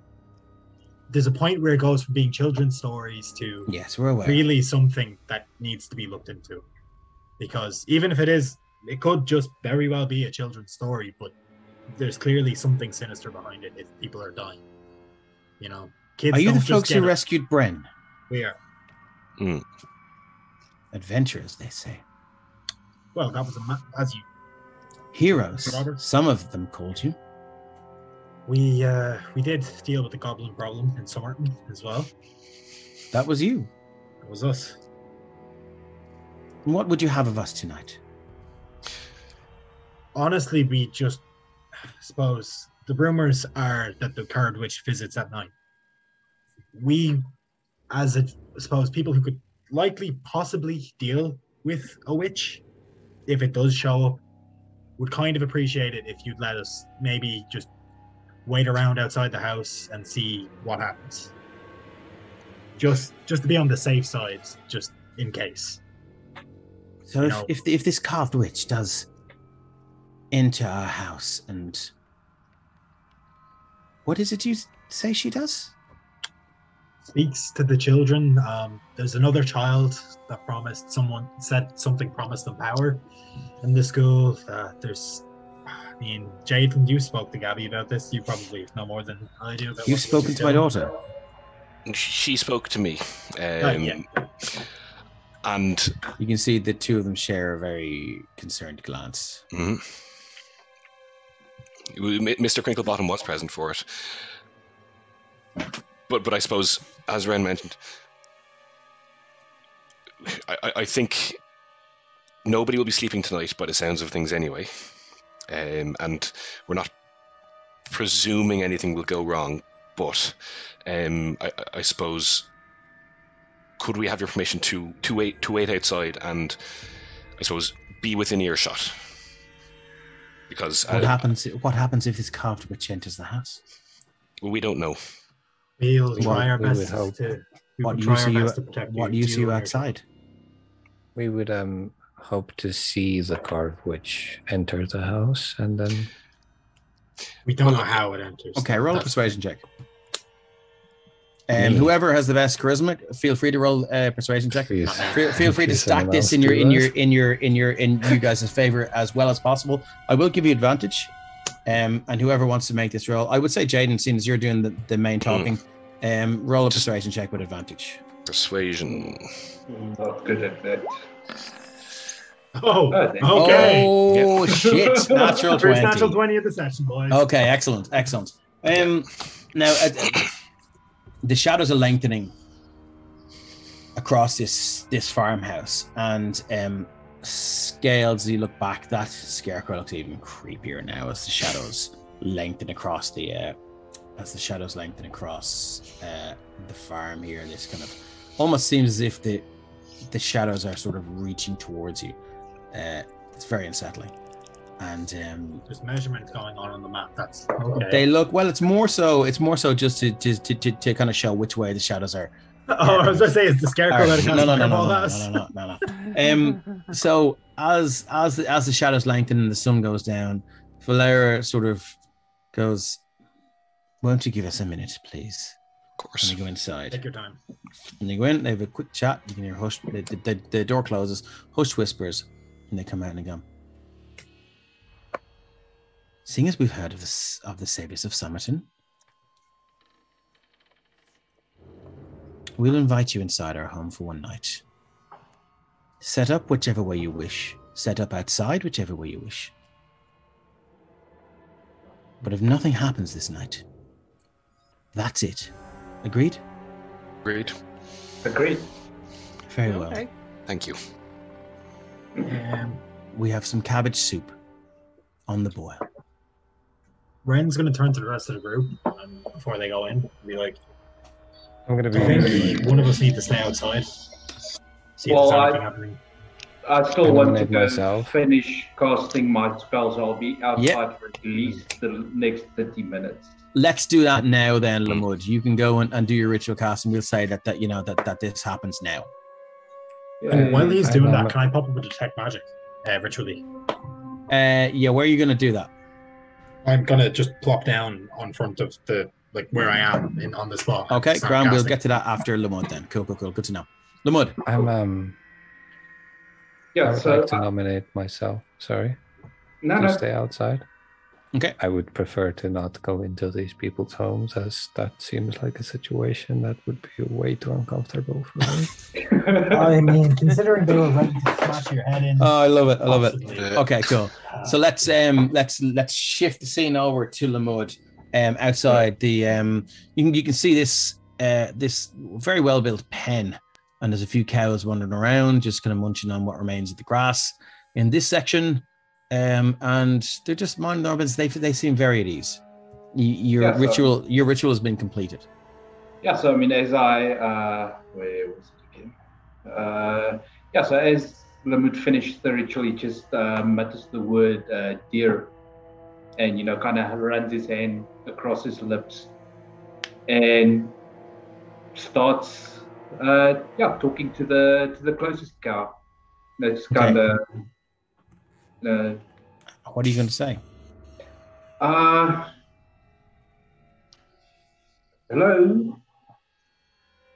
Just trying to catch the cow's attention.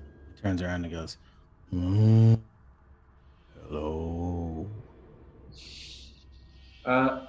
What's your name? You can see its eyes kind of scrunch up quizzically. She must have a name. I've heard Daisy. I did not give myself this name. Is it okay if I call you Daisy? Yes. All right, Daisy. I don't know if you maybe can help. Have you seen anything strange happen at night on this farm? Strange people or strange things moving about, especially when the moon is full. And you see the cow, its flanks kind of shear a little bit, and it looks up. The moon is pretty much full at the moment, and it looks up and it goes, just the cold. It gets very cold. Only when the moon is full. When the thing visits. And does it stay for long?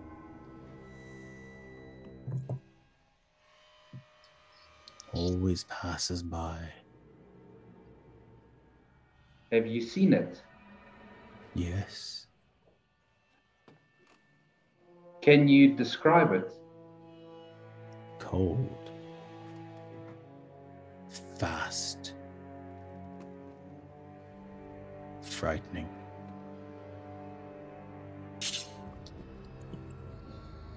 I'm pretty Dude, sure this that cow is creeping me out.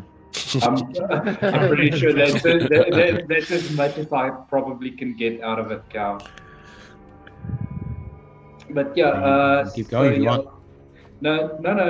I mean, The other one wanders over and goes, "Who are you talking to?" is he saying that to me or to Daisy? No, to Daisy. Daisy's like, I don't know. I've never understood them before.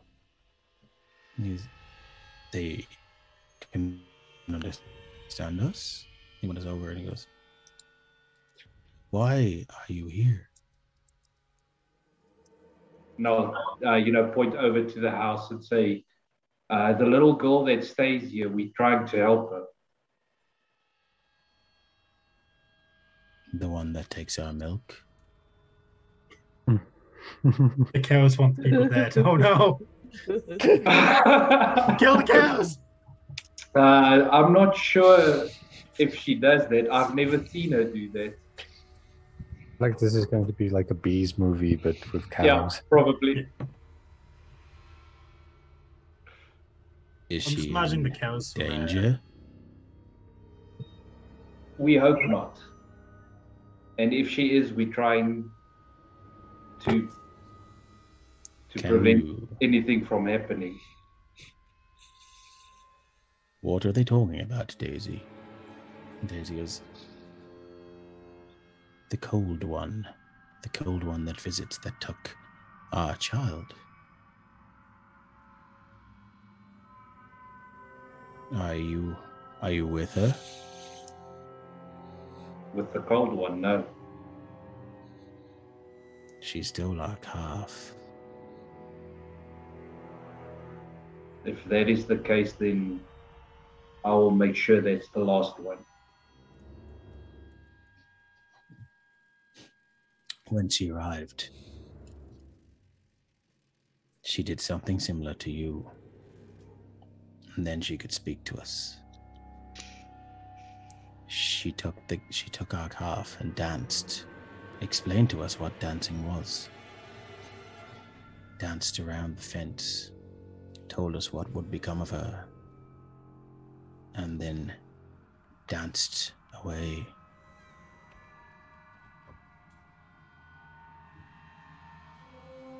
Sounds like one sick individual. It is something that we would definitely need to remedy. Please do. If you can save that child, please save ours. I promise you I will do everything in my power. Did that cow just ask us to save the small cow from the eventual slaughter as well? No, to save the little girl. Yeah, but the cow asked if you can save the little girl. The cow basically is sort of requesting that you save the stolen calf as well. Oh, there's been stolen. The stolen calf. Yeah, if you have the power to save the girl, then it wants to know if you can save its calf. Oh, that. If it is still alive and there is a chance, I will do my best. It's got a snort of acceptance. More than that, I cannot promise. And the two of them walk over. You feel like this is the end of the interaction. Yeah, no, I was going to end it after that as well anyway. Okay.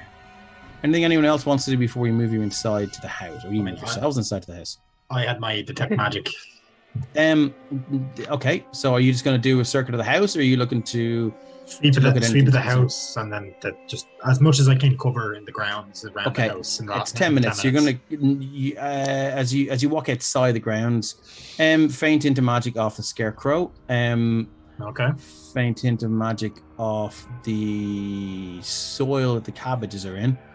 And you walk into the house. I would have checked out the house as well. Okay, cool. You walk into the house. There is Autumn. Sorry, Valera is it? Who was the Autumn was the one that cast magic. Yeah, Valera is the blacksmith. There is a very strong sense of magic off her apron, and her tools are on the table here, and there is a very strong Can I see what type of magic? glow of magic. Detect magic allows me to see what's going. Yeah, so on the apron it's abjuration, and on the tools it's transmutation. Ren's gonna mention that to them. He's gonna be he's a transmutation wizard, so he'll bring it up. He'll be like, so I'm just doing a sweep. I've cast, I've just checked for. Do you want to move yourself in? Yeah. Sorry. Yeah. The thing, yeah. And just tell me, are you going to talk to Valera? I'm speaking. They're both in the same room. So yeah, they are. Yeah. It's like, so I'm checking the property. Just that I can detect sources of magic. I cast a spell to do it. I'm noticing there's strong traces of magic coming from your tools, the apron, and the scarecrow. You're aware of this, I assume. And the scarecrow is an old friend. Okay. The soil has been treated in such a way as to make our cabbages grow just so. I suppose it's the apron is enchanted to protect me from heat. I'm a blacksmith, don't you know? And I figured by the hammer. My tools are enchanted. Transmutation, right? Yeah. Yes, my tools are enchantment. My tools are enchanted just to aid me to change one thing into another. I can do that myself. It's what I sort of specialize in. I'm not very interested in that. It's fair enough. I'd rather not have you all in my house, but I've agreed to it. Please go about the business that we've agreed. Yep. And then he's just going to continue just looking around. Is there nothing else? Nothing that seems like dangerous? Nothing. The door here is locked. Magic. Do you want to move yourself up to the door? No, It's just locked. Okay. I'm not going to try. There's no key sticking out. Are you up to the door? Yeah. So 30. What is it? Is it 30 feet? 30 feet. Yeah, I'd get the full room. You would. I get the full house nearly. Yeah. Cool. Yeah, there is. There's some magic in there. I don't know what type of magic would augment a +1 weapon. It would be a general magic. Yeah, just general magic. Then there's definitely some sort of enchanted item in there. So we know that's where we need to go to get the +1 weapon to fight the hack. Got it. I found what I was looking for. I mean, it could be a +1 jug of coffee making. So let's see. Not to be weird. Is there anything coming from the kids' room? Anything? Besides fear, no. Okay. Sense fear is not magic. Okay. That's all you. That's all you detect. Okay. Anything else you would like to do? Do you want to set yourself up in preparation for the night? I could go identify the scarecrow, but I don't think that's necessary, unless you guys want me to. Because I will mention this to the rest of the group. No, I don't think that's necessary. Okay. Well, I would have also told everyone what the cows told me. Will we relay that information to the parents as well? No, I'm not going to tell the parents that just yet. Tomorrow when everything's over. Okay. Standing outside. So who's standing outside? Move your tokens wherever you want. You have full access to the child's room when she's asleep. The parents have agreed to that. They're going to go to bed as normal. Autumn and Valera are just hitting the sack now. They've told Gabby to go to bed. It is pitch dark. besides, the light of the fire here and a couple of candles. What do you guys Ren's- want to do? Ren's Maybe- going to take a seat up against the door. Like, he's going to move one of these chairs. And he's going Which to put it chairs? here. The chairs at the table. He's gonna Yeah, put it cool. here. And he's going to No take a seat problem. in the chair with his, basically at ready. So if something that Okay, isn't cool. one of his friends or, normal walks through the door, he's going to blast it. Who's going to go into the child's room and keep watch there? Well, Scales was going to set up at her door, but I guess I could go into the room. Jaden Yeah, you've probably been given has- permission, and Gabby's aware of this. Yeah, Jaden. Gabby's probably been has- told that you guys will help her sleep tonight. Because So it's- Scales is going to Sorry, Nikki. I was going to say be at the foot of the bed, but that's going to be super creepy. So Yeah. You can sit on the chest there if sit you on, want. sit on the chest. Yeah, Yeah. I think. Yeah, so Limud will just plop down in this chair by the fire. Okay, so Bernard is 2 in the just- bedroom. Sorry for not Bernard going. is just outside with Robert, like against the wall with his back, like leaning with against the wall with his back, and just keep watch. Should Okay, we try hiding in these bushes? Are you sure you want to try and hide again, Robert? Can I make an Arcana check? Because when Lamud explained the coals and the lights, can I make an Arcana check to see if I know of anything that may cause that? sorry. What are you History. trying to So determine? when Lamud explained that something comes and it creates a sense of coldness and it comes at Okay. night, can I just try and make a check to see? if I Yeah, have the any DC. idea It's what that very could be? vague, so the DC is going to be very high. Oh, I But understand, yeah. Feel free to roll. What would be history or Arcana? Whatever, whichever's better. I'll go Arcana. So 18. Cold. You sort of you're inclined to link it towards undead or certain creatures that may exist in the ethereal plane, or anything that sort of see the dancing deals in leads me to think deals of in Fae necrotic somehow. energy. What's that? The dancing sort of, I don't know, but something in the back of my head just says Fae when I hear like it's taking Okay. dancing Yeah. No, around. it's hard to tell. Yeah. You basically what like the reasoning you're taking there is pretty much what Ren comes to. It's Could there's be- no it could there's be- no discernible okay. answers. Just the information was so abstract and so different when Yeah. delivered by a beast of burden. It's very hard to figure out what Yeah. they mean. Okay. Anything else anyone want? Are you guys set up? I think Like, definitely. I think I'm gonna like Robert asked to hide and everything, and then I'll just like, why not? I'll just do Mask of the Wild, where I could just attempt to hide, even when. Okay. Yeah. So So when that's- lightly obscured, so yeah. Okay, so you want to roll you can attempt to hide even when you're lightly obscured. So cool. So roll a stealth check then. Okay. Yay. Okay, you feel very obscured. I'm also hiding, Okay. Mr. 20. Oh. 20. Yeah, Robert's hidden in a few bushes, but he still hasn't got the hang of it. So, but Fernar has definitely hidden in a few trees and bushes, and Fernar knows what he's doing. Robert, you definitely feel you feel fairly well hidden. Fernar, you can see him plain as day. Okay, is that everyone sorted out? Yeah, I'd say so.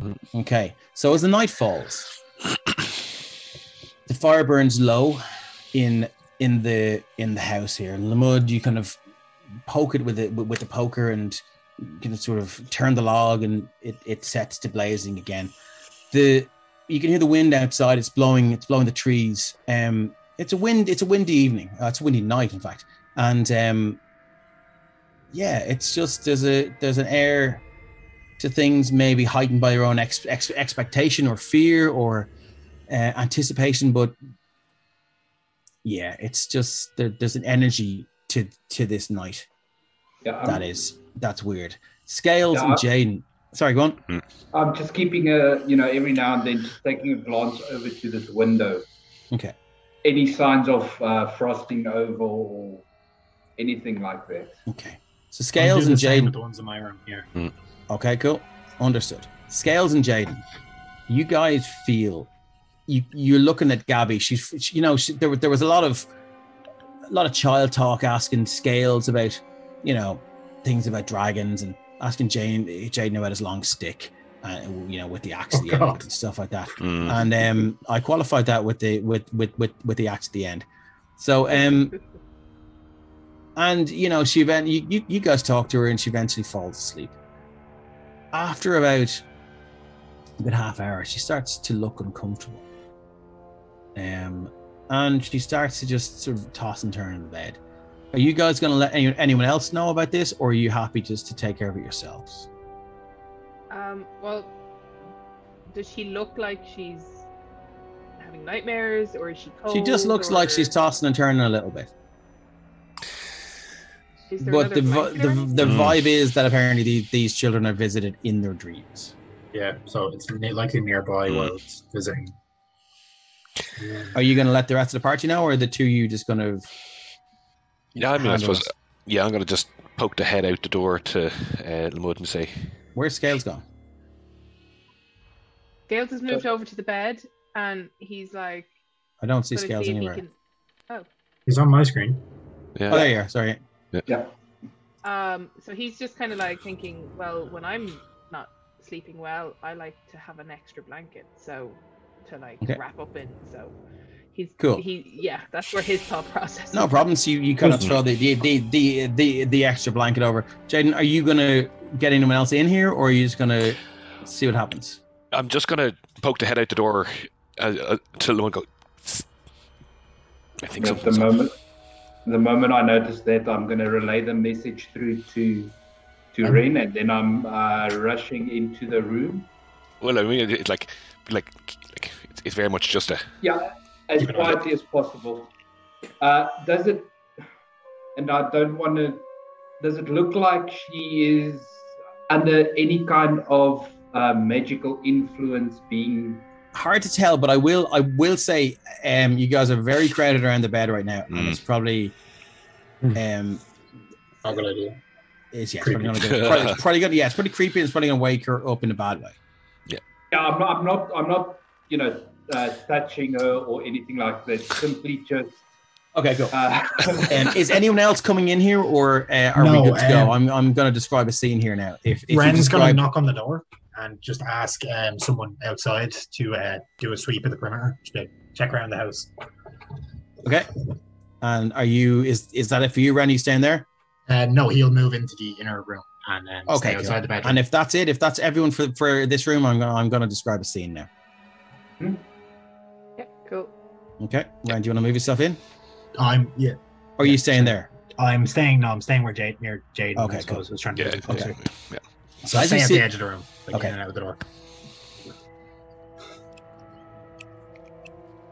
As you sit at the end of the child's bed, you watch as she stirs restlessly, tossing and turning for a good half hour before she finally drifts off into the deeper realms of sleep.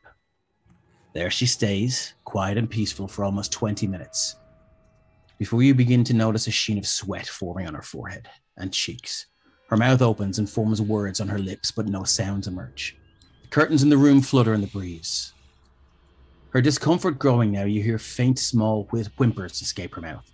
Still asleep, she raises her hands in a defensive gesture and turns her head away, mouthing the words no over and over again. To this point that you notice the temperature in the room has plummeted. You can see your breath in the air, and shivers run up and down your spine as you feel a growing sense of dread. And then you hear a long sigh, and Gabby seems to relax. A little. Scales. You're the first to feel it. A chilling sensation of something running a freezing cold hand down the side of your face. You flinch away and the feeling passes. Lamud, you feel your heart beating heavy and loud in your chest. Beads of cold sweat run from your armpits down the sides of your body as you think back to when you were a child, eavesdropping from outside of the tribe's meat hall in the dead of night, listening to terrifying tales of witches and their dread familiars. Ren, for a second, you feel two cold hands settle on your shoulders. And as you spin around, there's nothing there. Unsettled, you turn your attention back towards the child, and as you do, you hear a long, wheezed breath in your right ear. Again, nothing there. Jaden, as you stand guard, You hear noises from outside the window. Moving to investigate, you see nothing but the dark of night and the swaying of the trees in the wind. But now that you're closer to the window, you can make out the sounds clearly. It is the whispering of many voices. Some old, some young, some with accents you've never heard, but all saying the same thing. Witness! Witness, witness, witness, witness! Disturbed, you close the curtain and return to your post, but those words conjure an image of a place far away with a great hall and a very certain fireplace. Everyone turning your attention back to the child, you can hear her distress is elevated again. Sweat pours off her brow. She turns this way and that, her feet pushing the heavy blankets to the end of the bed. You can see now she's visibly fighting something that just is not there. Her back arches and she swings a hand, seemingly to no avail. Then her eyes shoot open, bloodshot and terrified.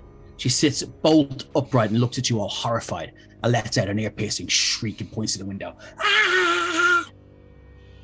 She looks at Jaden and goes, "She took me to her house. She dragged me by the hair. There were men in the corn. There were men in the corn." And that's where we're going to take our break. Okay. Screw you, Fucker. In the corn. Oh, that was bad. I just need to go change my pants. I'll be honest with you. Thanks very much, guys. We will I think see we you all do. guys. We'll see you guys in 10 minutes.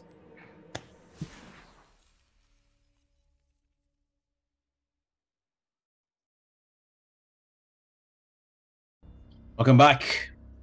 Hope everyone's changed their underpants and are ready to go for another while with us. Just going to give you another heads up about the Mag of Holding. Mag of Holding is back, this time with Breath of the Feywild. 100+ page book will feature adventures such as The Witch in the Willows. How familiar does that sound? Where you try to free a Fey domain from the icy clutches of winter, or Dancing Star featuring a dancing leprechaun. But why was he cursed to dance? Maybe he's Michael Flatley, who knows? On top of that, we feature a new bard subclass, the College of Two Courts, themed around Seelie and Unseelie courts of the Feywilds, as well as a pair of twin halfling NPCs based off this new subclass. We also have a menagerie of mystical creatures in this month's issue that we like to call Fey Familiars. These low sewer creatures can be used as familiars, or make a fearsome pack to chase down a low-level party. How evil is that? But be warned, they may be just too cute to kill. Finally, to put a cherry on top, we have an article giving you a walk through the literary inspirations of the worlds of the fairies, from the King of Elfland to Stardust and everything in between. So dare you enter the whimsical wilds that are the Fae? It's up to you, but I hope you do, because Mag of Holding is awesome. And we're back. I cast Mage Armor. You cast Mage Armor.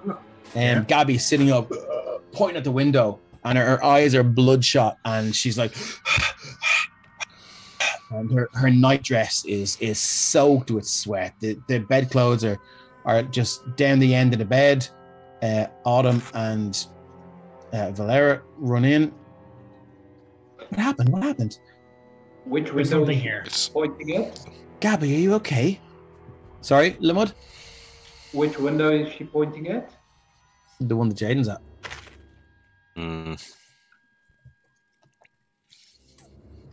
Gabby, I still have do I still have the curtains closed?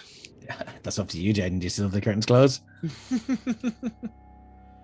I'm gonna open them. Yeah, Okay, just you open kinda, them. that half open. Okay, as you open them, they part for a second. You see kind of a branch of a tree just kind of scrape past. Yeah, and he's got as it. the wind has gotten heavier. Mhm. Other than that, there's nothing there. Yeah, he's gonna jump just that little bit and that half jump back. Yeah. But it's As you do the half jump back, you hear a very, very faint witness. Do we hear that too, or is it just him? It's you. Oh, you're far too far away. Jaden barely caught it. Would the mother catch it, considering she's close enough or no? She doesn't seem to react to it. So the kid did shout out about creepy men in the cornfield, or men in the cornfield. The men of the corn. The men of the corn. Men in the corn. So Scales is gonna be holding his morning star, like a brandishing it, to protect him and the girl too, I suppose. Yeah. But also it's like we have to kill the scarecrow thing. It's the man in the corn. What? Man in the corn. The man in the corn. No. No, it said the man in the corn. Scales is right. I heard the voice. Men. The men. No. No, our scarecrow is it's there to help, and it's. You might be asking, what is the scarecrow? Like, it's magic. Of some sort. It's a thing. So what we did was we built like a sort of a vaguely humanoid shape out of sticks and old clothes and put a hat on it, and we move it from part to part of the crops in order to fool the birds into thinking that there's a humanoid there, and they generally don't land and peck out our crops. There's magic. I detected magic coming from the scarecrow.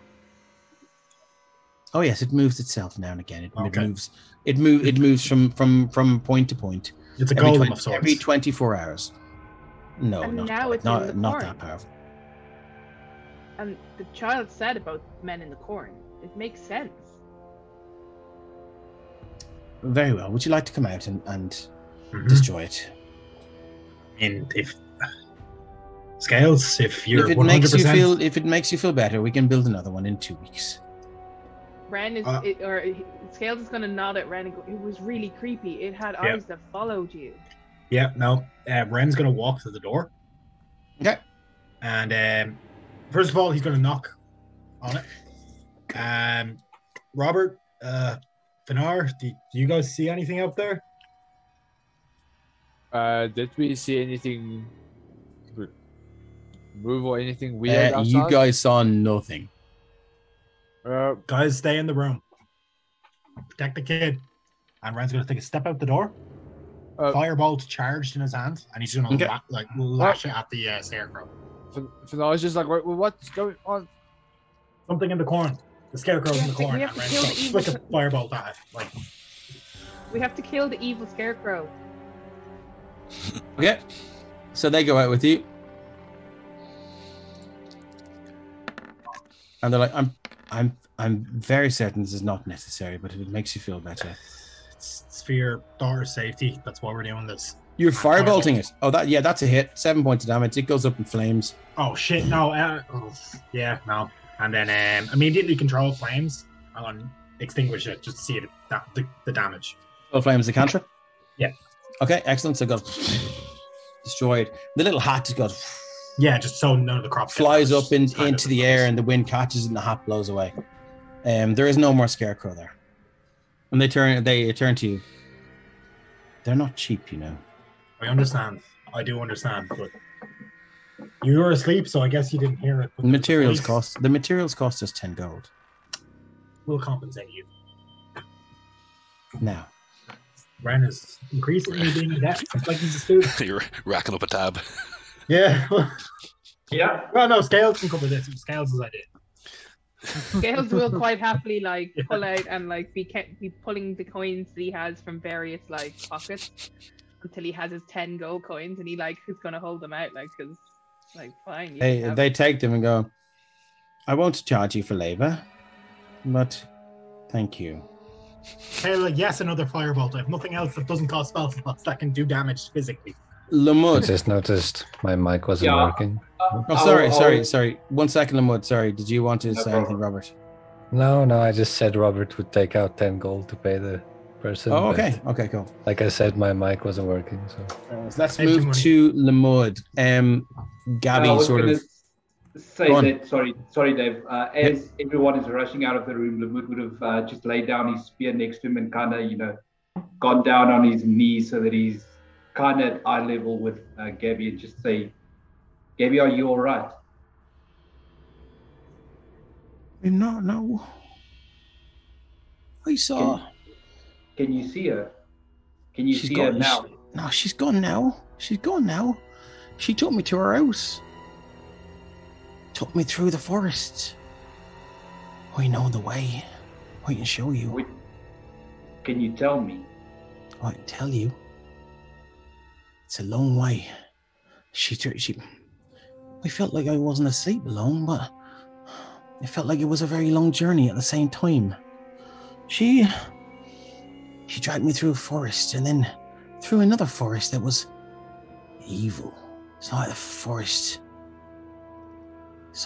went bad. And then it was Did it like look like it was dying?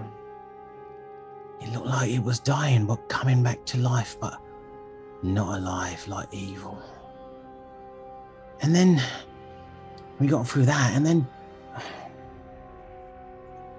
hold on, I remember. As the forest went evil, one of the trees reached out and tried to grab me. It didn't get me though. She waved it back, and it retreated back into the forest. It was alive. That was a moving tree. And then, as the forest got more sick, so overgrown, I thought it was going to swallow us up. Then, like, it became like a maze. I can't remember the way she brought us through, but I smelled something rotten and hungry. It was looking for us. Even the witch was afraid of it. And then we saw the men in the corn. Their arms reached out for us. One of them caught a lock of my hair. And you can see there's a very visible clump of her hair missing.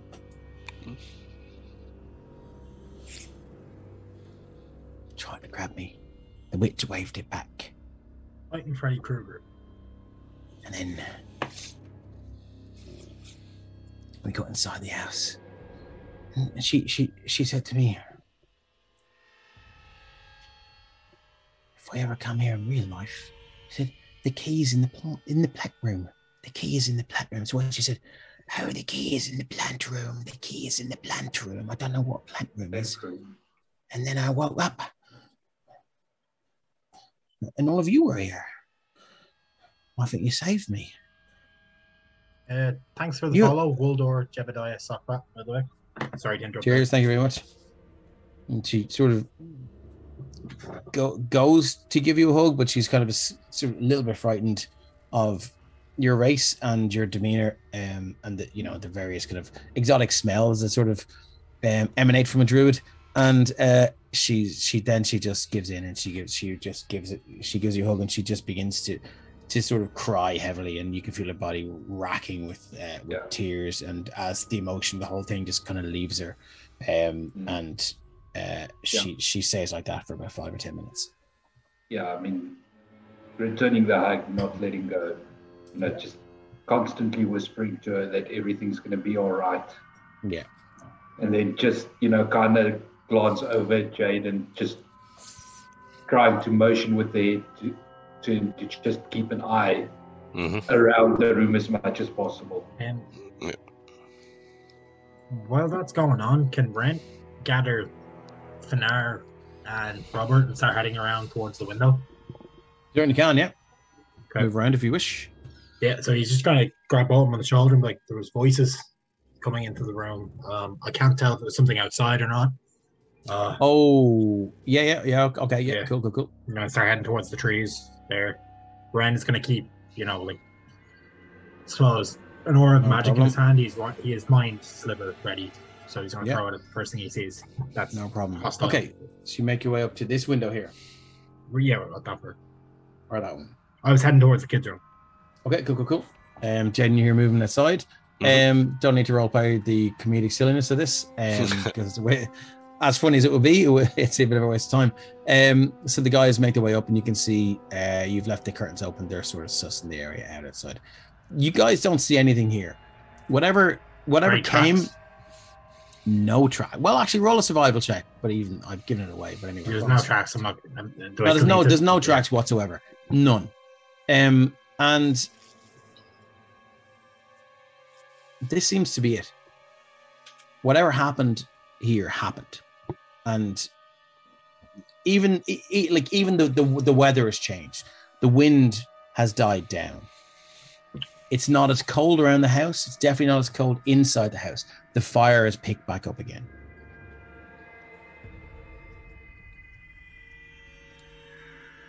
The vibe. Scales standing beside the parents is going to say, just as he's kind of watching the others go and he's kind of trying to smile reassuringly at them, he's like, I wonder, did the cows see anything? That's a good question. I mean, I can. They turn to you and openly kind of go, yes, I wonder. And they walk back inside. Did anyone else pick up a bad vibe from the parents? I think they're just very annoyed by us. Oh, yeah, They're very annoyed. Yeah. Like, I mean, yeah. Anyone who wants to roll insight, yeah, please do.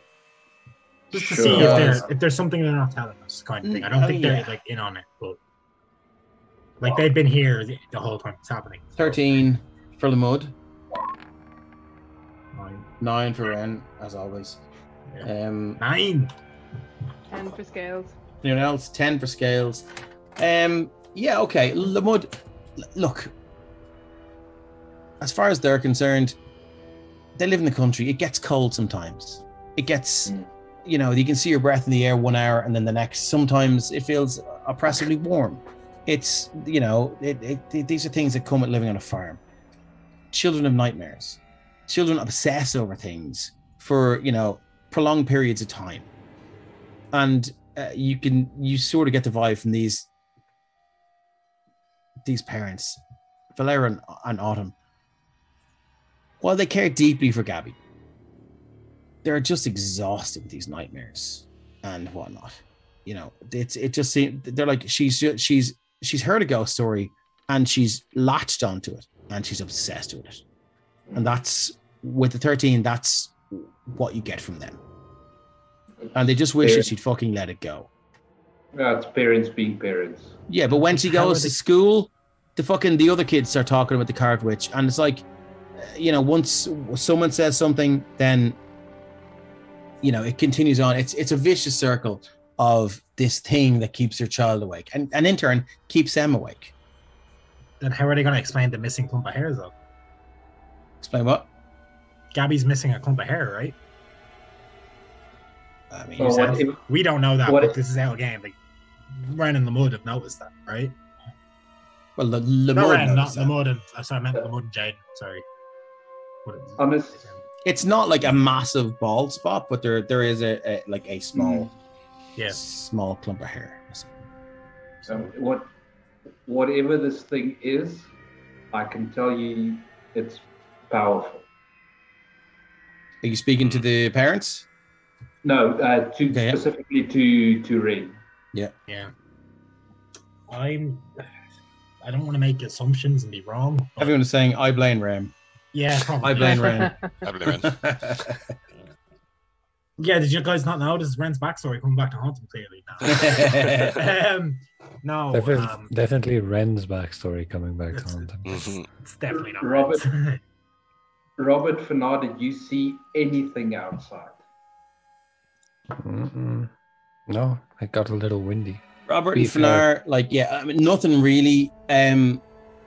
Slight drop in temperature as you were sort of whispering to each other, maybe a little bit of your breath in the air that wasn't there, and that was a very localized incident and a very localized occurrence for maybe 10 minutes, 20 minutes. I do want to add that Robert is also a human and cannot see in the dark.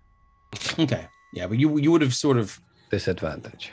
Yeah, no, but you would have noticed it yourself. You know, anytime you see full your breath, moon. Yeah, it is a full moon. Anytime you see your own breath in the air, you kind of, you know, no matter what age you are, you slightly obsess over it. Yeah. So everyone would have done that. Was tonight the night that's the full moon? Yep. Yes. Okay, so I can actually see pretty well considering it's a full moon and medieval times. Scales, you're over by the cows. Scales is looking at the cows and he's like, did you guys see anything? One of them comes over and goes,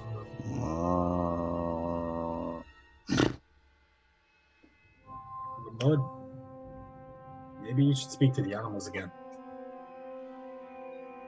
I mean, I can. I feel like this is over.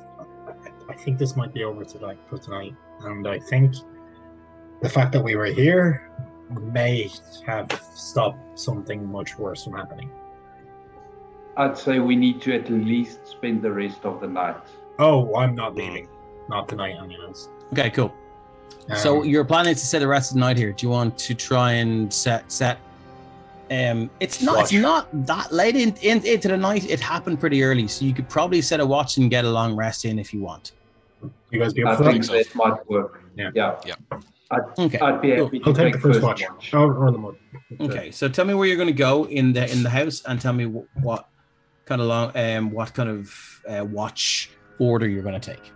I'll go after the mud. I think Fenari can just take the whole watch, considering he took a nap earlier. Very true. You took a nap. It was a very good nap. Yeah. Excellent. Okay. So Cool. I'll take the first watch in. So Fenari's going to. So the parents are going to go back to bed. You guys can sleep wherever you want. And Fenari is going to take the watch. I'm going to need you to roll 4d20 for me, please, Fenari. So say again? Please roll 4d20 for me. 4d20s. That's how many hags we face. No, how many? No, it's how many covens. I was about to say the exact same. Well, I love you, John. I'll have Ren just blow his own head up with a fireball. No. Who in chat is talking about werecows? Yeah. So would Wooldor Jebediah Wooldor. Sockbat. Werecow. I like it. 10, 9, 16, 12. Okay, cool. So, Robert, you want to move yourself into where you're going to sleep tonight? I enter the house, feeling like an intruder. Yeah, technically. But everyone is pretty much asleep at this stage. Still, So you're probably the only one awake. I'll probably crash. And it feels kind of wrong. Okay, you're going to crash in the couch. Cool. It's like when you're the first one awake after like crashing out friends and then Pretty after much, a night yeah. out. You're like, it's do I worst turn the feeling. TV on? Do I make shit in the kitchen, or do I just pretend to be asleep until someone else wakes up? The answer is you pretend to be asleep until someone else wakes pretty up. much, yeah.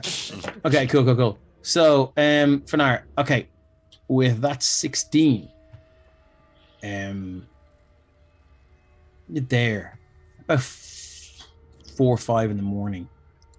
The cows get a little bit unsettled.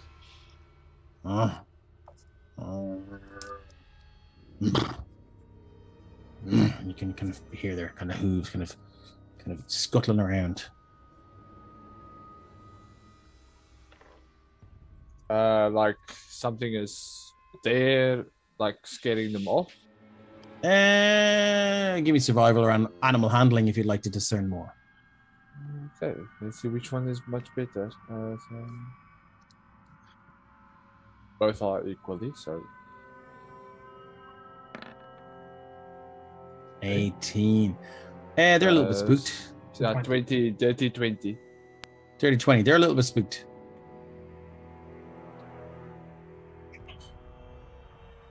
Okay, Get us if you're suspicious of something or not. one thing of me want to go check, but I don't want to leave the door. Can I see anything from this distance because of Make a perception check. getting all of my rolls out now? Get your good look up. No, never mind. There we go. There's Nope. my bad rolls now. No, they just seem to be a little bit upset. Apart from that, nothing else happens during the watch. Okay. So if I can't see anything else, then I'll just stay there. Make sure nothing gets through the door. No problem. Cool. Nothing else gets through the Tells me door. the doors don't matter. The sun rises to a brand new day. And now you feel hopeful. You've done a good job guarding the house. And yeah, it's been a good night. It's been a good night. Oh no. Is the kid still there? You guys sort of stir to life as well. Quite early in the morning, actually, Autumn wakes up and goes out and sort of looks left and right. And she goes right outside her door and moves over here and sort of stirs the fire to life and goes and prepares some pork and a few bits and bobs, and she's got this kind of weird this grilling contraptions, like a kind of like two large metal grills that sort of act like a big massive tongs. She puts a lot of meat on them and just like puts it into the fire, and she's kind of a little bit weird, but she's just standing there going, "Fuck yeah!" Oh, that's Bacon. pretty much. And so she's there, and then she looks around. She's like, "Morning, morning, morning." I wake up Yes. because of the... Morning. Anyone care for some pork? I have plenty of it. I don't want to overstay our welcome if you're okay with it. I mean, I won't project your hospitality. Gabby runs out, and she runs to the front door, and she goes out the door, and she goes, "Oh, it's you. Did she come back?" Did she? Did she come back? Come back? Did she visit you? The witch was here last night. She visited me in my dreams. It's gone creepy now. She pulled me by the hair all the way to her house. There were men in the corn. It was terrible. It seems less scary now because it's so long ago. But last night it was terrifying. Oh. Okay, which direction, maybe? She went out to the east, that way, and then the north, up past the house, and out there. Do we know of anything in the area that would be in that direction? The forest next to the massive forest that can take weeks to travel through. Is there anything in the forest that we just know from geography-wise that stands out of the ordinary? No. So if you want to, hold on, I'll drag you back to the loadings. Now, where's the map? Is gone from the. Is the map gone from the loading screen? No, it's I not. have a copy of the map here. Give me 1 second now. I will drag you back to the loading screen now. We have a copy of the map. I've been looking at the map. I've got a sneaking suspicion of where it is. Yeah. So if you look at the map there, Templetown. So it's probably in towards the east and then up towards the west. Towards the east. So about that far. Now I'm not, I'm just giving you a sort of it's well into the depths of the forest. It's not that singular random tree out on its own. No, it's not. That's just Kate from It's a Map's artistic flair. Yeah. So if you want to look at the main map, each square is a day's travel. Okay. Yeah. Does the kid know how many days they were? It's a big. You see, this is the thing. It's like she's described it so abstractly that if you've ever had that dream where you're in a place and then you're in a different place and then you're in a different place. Yeah. You were there, but you weren't you. You were someone else, but I knew it was you. Yeah. It was one of those dreams. Yeah. Lamud, so, you said you have a sneaking suspicion. Care to share? I need to, honestly, I'm out of game. I need to go over my notes with the map just to make 100% sure I'm not confusing myself, but I've got... The temple's not in that direction, is it? No, the temple is to the west, up in the mountains. Sorry, Lamud, what do you need? No, I said I need to sit with my notes and actually go over it with the map. Okay, yeah. And he uses DM skills to detect what you're doing. No worries. So what's your plan now for the next morning? Well, okay, but Fanar will just like wonder if she couldn't say how long because with Dream you can't say how long you've been traveling. But he will just go to the rest of the party and just like as you go in, you hear a terrified scream from the east of the little farmlet or whatever you want to call it. Gabby screaming her head off. Terrified. Running out. Run out the door. Sprinting. Running out. Yeah. With Fanar speed as well. He's also okay. As you make it here, Gabby is standing here, right at the edge of the map, and here you can see why all the cows now are like clustered over here. And there was a bit of unrest. What you can see here is that a new scarecrow has been built with sticks and entrails from a cow or from a calf, and body parts and things. So what it looks like is every single part of the cow that was on the inside is now on the outside, and they've sort of made this. Well, whatever created this has made this sort of sick and twisted, almost anthropomorphic kind of animal human. Scarecrow man. Scarecrow man, exactly. That's the best way I can put it. Not necessarily a workout. It's just it's just a glistening, dripping, stinking mock-up of a scarecrow made with the insides of a young cow. Would it be safe to assume, that this is the cow that's coming? Yeah. Calf, yeah. Gabby's like crying her eyes out there. She's reduced. Bear Pigman. What's that? You know the thing from fucking South Park? No. Oh. I can't remember what it's called. Anyway, moving on. So yeah, Gabby's down on the ground and she's crying her eyes out there.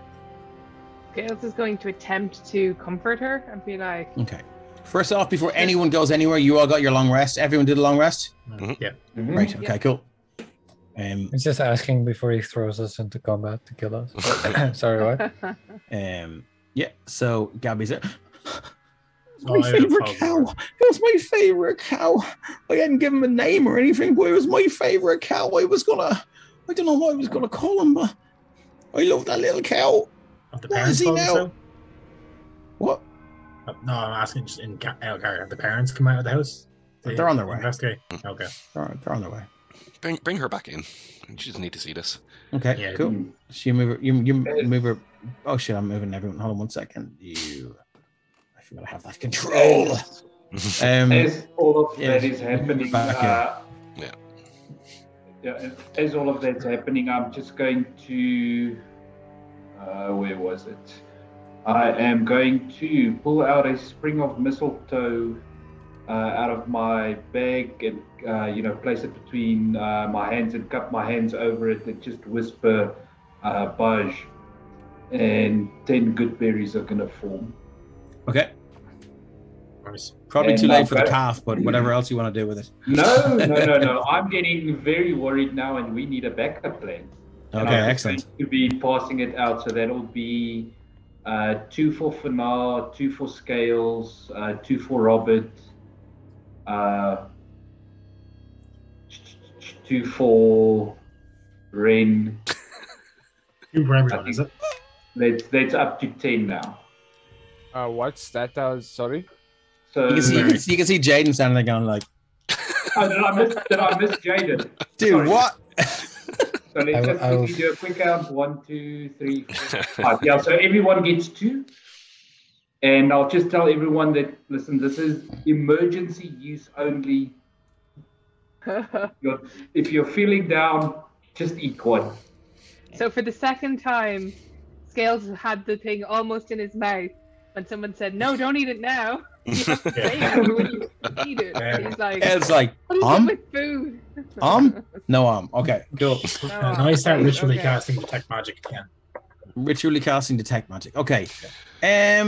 Sorry. So did I get some or not? Easy that you got okay, 2. yeah. Right, What's good berry do again? It's 1 HP. No, so it's if you're like about to die.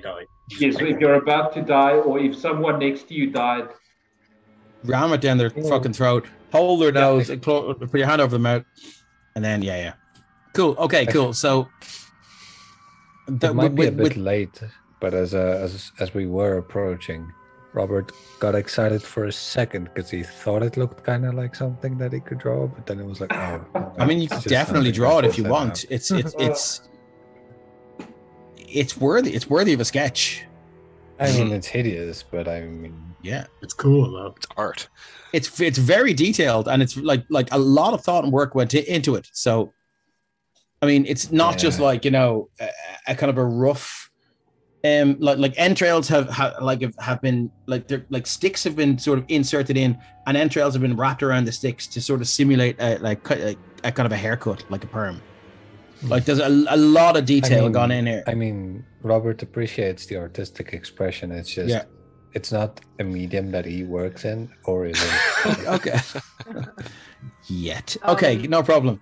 Still away from the house and away from the parents. Like Scales is going to be like, who was on guard last night? Like, did the parents go out? Did they build another scarecrow? No. Nobody went out the house that I saw. But this is why they were disturbed in the middle of the night. Did another evil scarecrow? I think so. Do you want to build a scarecrow? It doesn't have to be a scarecrow. Okay, so Come on, Scales. Let's go take that scarecrow down. that aside, yeah. So you guys, if you want to take it down, you can take it down. What is your plan now? Like Valera and Autumn are they're freaked out by it. That you know they you can see that they move over to sort of dismantle it themselves. But if you guys are going to do that for them, then like that's grand.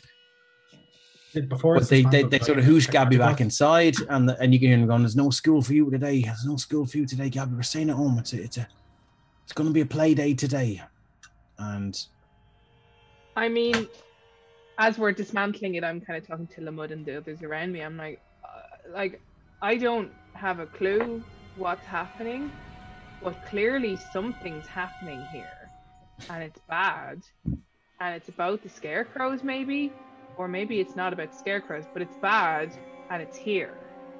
It's definitely something coming from the woods. Robert's was, yeah. Yeah, it's not. As far as we can tell, it's not anymore. I'm still as they're doing that. I'm still casting the detect magic. I'm just like looking up, and I would have moved over to the scarecrow, but I'm participating. Half concentrating, half in and out of the conversation. at this point, you hear, "Gabby, come back!" And Gabby does an absolute billier over to the mud, and she kind of slaps you in the side of your neck, jumps up and slaps you in the side of your neck, and hands you like this piece of parchment, and then runs away.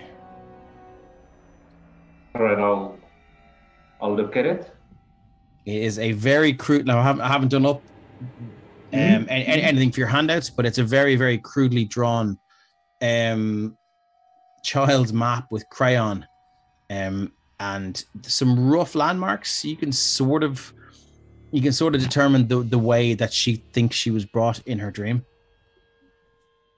And then, like at the very end of the map, there's this like kind of like rectangle drawn in kind of brown crayon, and it's colored in, and in black charcoal above it is just written "The Bad House."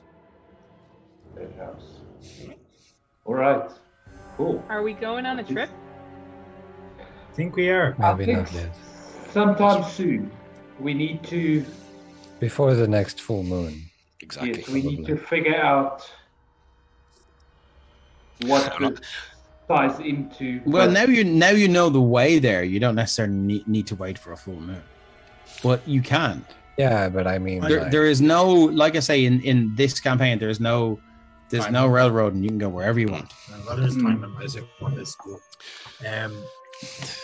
What we know, the carved witch doesn't show up until the full moon, so we have another month really to figure this out. Well, you assume a full moon comes around every 30 days. Oh well, yeah, actually. How long? Yeah. Lunar cycle here and Getting into the 24 detail. days, 24 days, 24 days, yeah. All right. So, I mean, is there only one moon that gets full? Yes. single moon. I don't want to say we have time, but I mean, let's call it breathing room. Yeah. We don't have to set off right now. So if there's That is I love it. that is a strange, like, that is assuming that the carved witch only comes on a full moon. From everything we've heard, that's Well, she only invades dreams in the full moon, apparently. Yeah. So put it So- that way. That's a technicality there. Very much so. Yeah. But So, why I is she mean- attacking this town? we Is don't this know. Scales asking, or is this phone asking? No, Scales is asking. Just in the midst of all the talk and the people chatting, just Scales is standing there, and then all of a sudden just blurts out, "But why this town?" Maybe it's convenient. Actually, can I? Ren would have probably been, considering he fled, he would have been in Summerton for a while. Was there any mention of something similar? Nope. No. Okay. Well, I mean, I don't know. To me, I get the feeling this creature may not necessarily be alive. That cold felt unnatural last night. No. It was definitely not of mundane nature. It's not just because the weather suddenly shifted. I'd say that with almost 100% certainty. I get the feeling maybe. Did anyone else feel like they were being touched by some icy hands? Yeah. I would like to go to the cow thing. Yeah. Yeah. Touch my face. Well, it's currently being dismantled, but yeah, whatever remains of it is certainly there. I want to study the remains. Maybe there's some kind of message or clue. Okay, no problem. Let's just. It's been fairly heavily interfered with, but if you want to make an Arcana check, go ahead. Can I do investigation? You certainly can. You can. What are you investigating for? Like a very obvious arrangement of entrails in a maybe like a series of bones made into an arrow. Something that shouldn't be there. Like I know the whole thing. Oh, I get you. Yeah. Cool. Like, okay. That's something I hadn't considered. 16. Yeah. So you're looking for something out of place, something that doesn't fit with sort of anything sort of bovine related that's been sort of rearranged into symbols, maybe. With a 16, yeah, you do. You find a clump of hair that was pulled out from Gabby. There's a clump of human hair. Okay, I'll point that out to the rest of the group. This is not bovine hair. I don't know where this came from. Yeah, it was woven into the Scarecrow's hair. What would have been its hair. Yeah, but I wasn't there to. No, you weren't. No. But it definitely it sticks out. It sticks out. Yeah, so I mean, I'm assuming I would definitely recognize. You would, yeah. It's very apparent. Fenor wants to check if there's any blood trails, see if the thing were dragged there or where it got slaughtered. So it would have been dragged from. Or say so. Freehand. Here we go. Would have been dragged from around here out to here, and then there's sort of a little bit of that going on. Huh? Can you see that? I just see a straight line. Well, it's a squiggly line. And you can see a few dots. They're just appearing now. Meanwhile, yeah, it looks like forest. It's up northeast, and they're a survival check if you really want to sort of investigate that, in depth.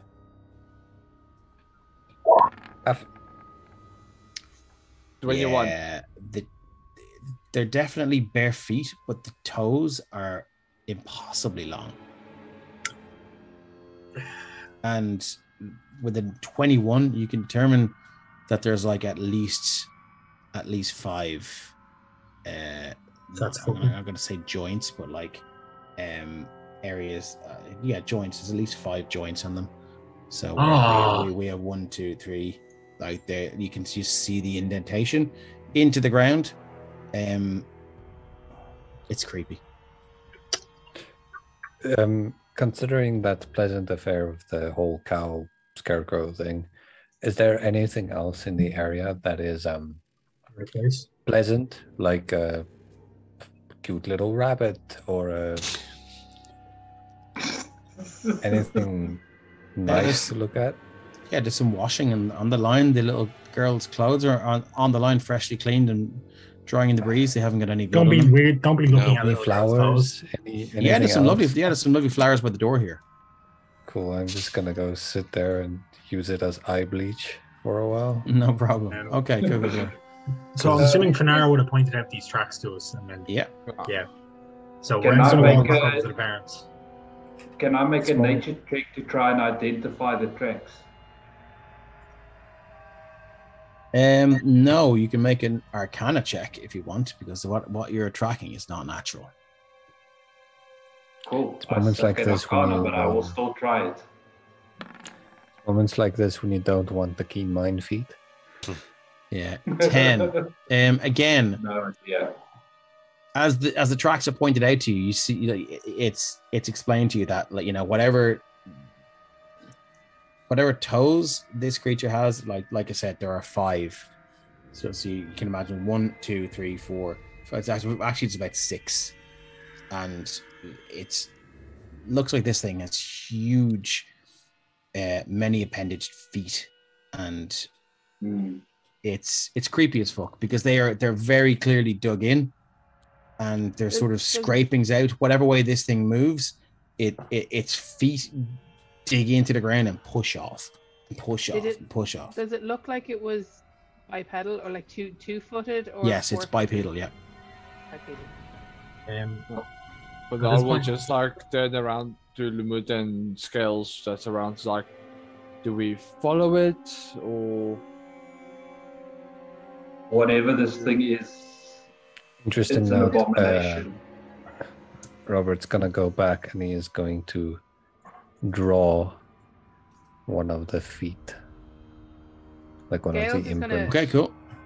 Scales is going to poke Lamud and ask, the map that the girl drew, does it go this way? It does. Sort of, yes. He's also gonna take note of the stride of the creature. How Yeah, how big it is. roll an investigation check for that then. Okay. So I'm just gonna get onto my token. One sec. Robert's good at it. Investigation. 21. You would estimate this thing is about 7 feet tall. And travels with a hunch, carries a lot of weight in a certain disproportionate part of its torso, and there's a lot more weight in its right side, so it travels like that. That's fantastic. Thank you. Okay. So are we hunting? Scales is I'd assume going to so. kind of shrug and like say, in answer to the question from before, should we follow it? It's like, well, it's a path in front of us. It makes as much sense to Scales as anything to go after it now. I mean, this thing killed a cow. It traumatized a child. It's more than enough reason for me to go and try and find out why. Are you guys going to go after it right now? I mean, I say we go some distance and see if it's there. If it's not there, we Back can then. always reconsider. Yeah, we could go before the trail goes cold or anything. Yeah. So Sure we're is not that. sure how far this thing got. So maybe we can catch up or. Before we leave, however, Ren will go to the parents and he'll kind of explain the tracks. And from what he can tell, that I'll go with you and I'll even Yeah. show them a picture of what the foot looks like. yeah, and he'll try to explain that this is definitely this isn't just a kid's tale. This is not a nightmare, and he's gonna say it as dead seriously as he is. Like there's a clump of your daughter's hair entwined in that fucking scarecrow thing. They pull her close. She is in danger. You can see them rooting through her hair and like, Gabby, what happened? And you can see they sort of kind of root through her hair and get to this point, and the realization of what you said sort of dawns on them, and they immediately they see you in a new light. She is in And serious they say- danger. and their breathing accelerates, and they're like, "What can we do?" Well, Ren, quick perception check again. yep, no worries. I'm not good or bad at that. Give me 1 second. My fucking character, she hates me. It's a 5. You see Valera walk back into the house. Okay. Jaden and Robert, because Autumn is in the way, give me a perception check with disadvantage. Okay. 1 Yep. second. Just gotta get into my sheet. Jaden is a 5. With disadvantage, you say? Yeah. Perception. Oh no, he rolled Okay. an athletics. Nobody notices anything untoward, except Valera walking in with a very purposeful stride. Can I insight check that? No. Okay. So, Autumn goes, right, let's stay here. We'll pay you to take it out. We'll pay you to defeat it. How much do you want? I mean, he's going to look at Jaden and Robert, and he's like, "We're not really doing this for a reward. This is, I mean." Okay, thank you. And she walks back inside. I'm only joking. Yeah, no.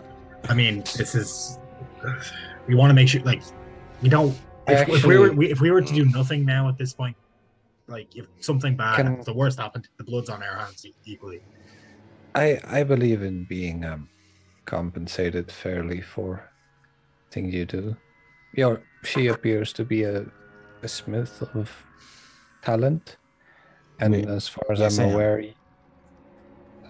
I'm aware, my friend Ren here has a particular object that he needs some help with, maybe. What do you mean? What is that? The manticore wing? Oh, yeah. He's gonna reach into his pack. Like, at this point, it's probably not the most pleasant looking. No, it's badly folded and it's starting to smell. Yeah, and he's gonna hold it out. He's like, it's So I'm not sure if there's any magical properties to a Left? manticore ring off the top of my head. they're the words you're looking for. Left. Yeah. Yes. Okay. Yes. But I know manticores. They're mythical creatures. There must be something that could be made out of this. Maybe that of use. Kill the thing that's hunting my child and the children of this village. Yeah. And I will make you something from this that bears magic. Do we have a deal? We have a deal. Brian's gonna Go. hold out his hand, Spit in it. shake on it. No, he's not gonna spit in it. No. Is she spitting it though? No, she does. No. So she reaches out and shakes your hand, takes the manticore wing off you and goes inside, shuts the door, double bolts it, and goes, "Go now, as quick as you can."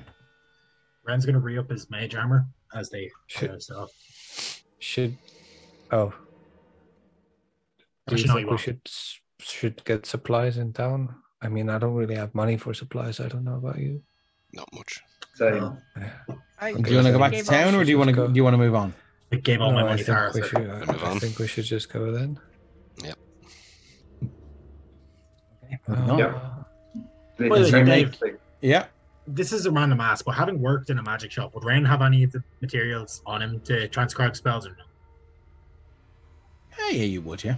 Grand. So next time we get a chance, he's gonna try transcribe Mouse Magic Missile. No Not Mouse problem. Magic Missile, Mouse. Acid arrow, yeah, no problem. Yeah. So, guys, you kind of make your way through the forest, and as you do so, you're following this very, very rough crayon path that has been drawn out for you by Gabby. And Can I try to track the creature as well? yeah, you I can, yeah. help with that. I mean, I'm decent at survival. Okay, yeah, you guys, one of you can roll survival with advantage. What's your modifier? 1 second. I just need to get to my sheet. It's a personal question. Okay, my survival is +1. Okay, I've got a +4. +2. I think we let Lamont take a lead. +4, okay. So roll survival with advantage. This will determine how quickly you get to this area. It is a 16. Okay, no problem at all. So after a while, maybe one wrong turn, given that this map has been drawn in crayon, and there are some landmarks that have been drawn in on the map that are clearly sort of referenced and to find them you'd sort of need a child's perception. And with an adult's perception, they're sort of hard to recognize, but after a little bit of backtracking, you go, oh yeah, so that's the big hump, but it's smaller for us because we're bigger people. Okay, it's cool. Scales help with that? Because scales is your size. It's more down to size. So after a while, maybe about an hour or two, you make your way into the forest. And as you can see, it is dark. Quite dark. Is it black for you guys, or is it dark? Yeah, it's black. Black. Well, let me change this. Dynamic lighting. Yeah, my roll 20 is crashed as well. So how's that now? Still black for me. Where are we looking on the map so that I know? You should be the bottom left, but it doesn't matter. I'm going to turn dynamic lighting off. Doesn't really matter. How's that? All I see is blackness. Yeah. Oh, there it is. There we go. Okay, cool. Give me 1 second. I'm going to go back to... Oh, I see a map now. Yeah, I'm going to go back to... I'm going to back to... There we are. I'm going to try and drag all you guys into the one place, because your devils are moving around. Second to 3, 4, 5. There's Robert. Copy. To map 1. Welcome. As we were traveling, you said to make an Arcana check on that. Could Ren have tried to have a look at the tracks to see if you knew anything, or no? I don't want to be over. Everyone can have a look at the tracks. Yeah, of course you can. Yeah, I'm making a yeah, no problem. I just don't want to be like, oh, someone checked it, but they failed, so I'll check. No, I mean, you're gonna need. Zampia says, "All I see is blackness." That's me on a fucking Monday morning, on the drive to work. No, nothing jumps out at you. But there, I see things in the distance that I probably shouldn't see. You guys, do you? Yeah, there's 2 tokens. Shit! I thought I'd fucking hit them, you bastards. You're fine. All I see is blackness. Tree, oh wait, it's okay. I drew. Yeah, I done a dynamic lighting thing. Anyway, it doesn't matter.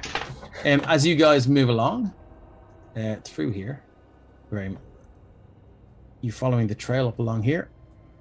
Mm-hmm. I'm probably walking in front. Yeah, no problem. And you hear kind of a Which movement direction? of the limbs all around you. And as you move along, one of the trees uproots itself and moves towards you, as does another one. And that's where we're going to leave it for tonight.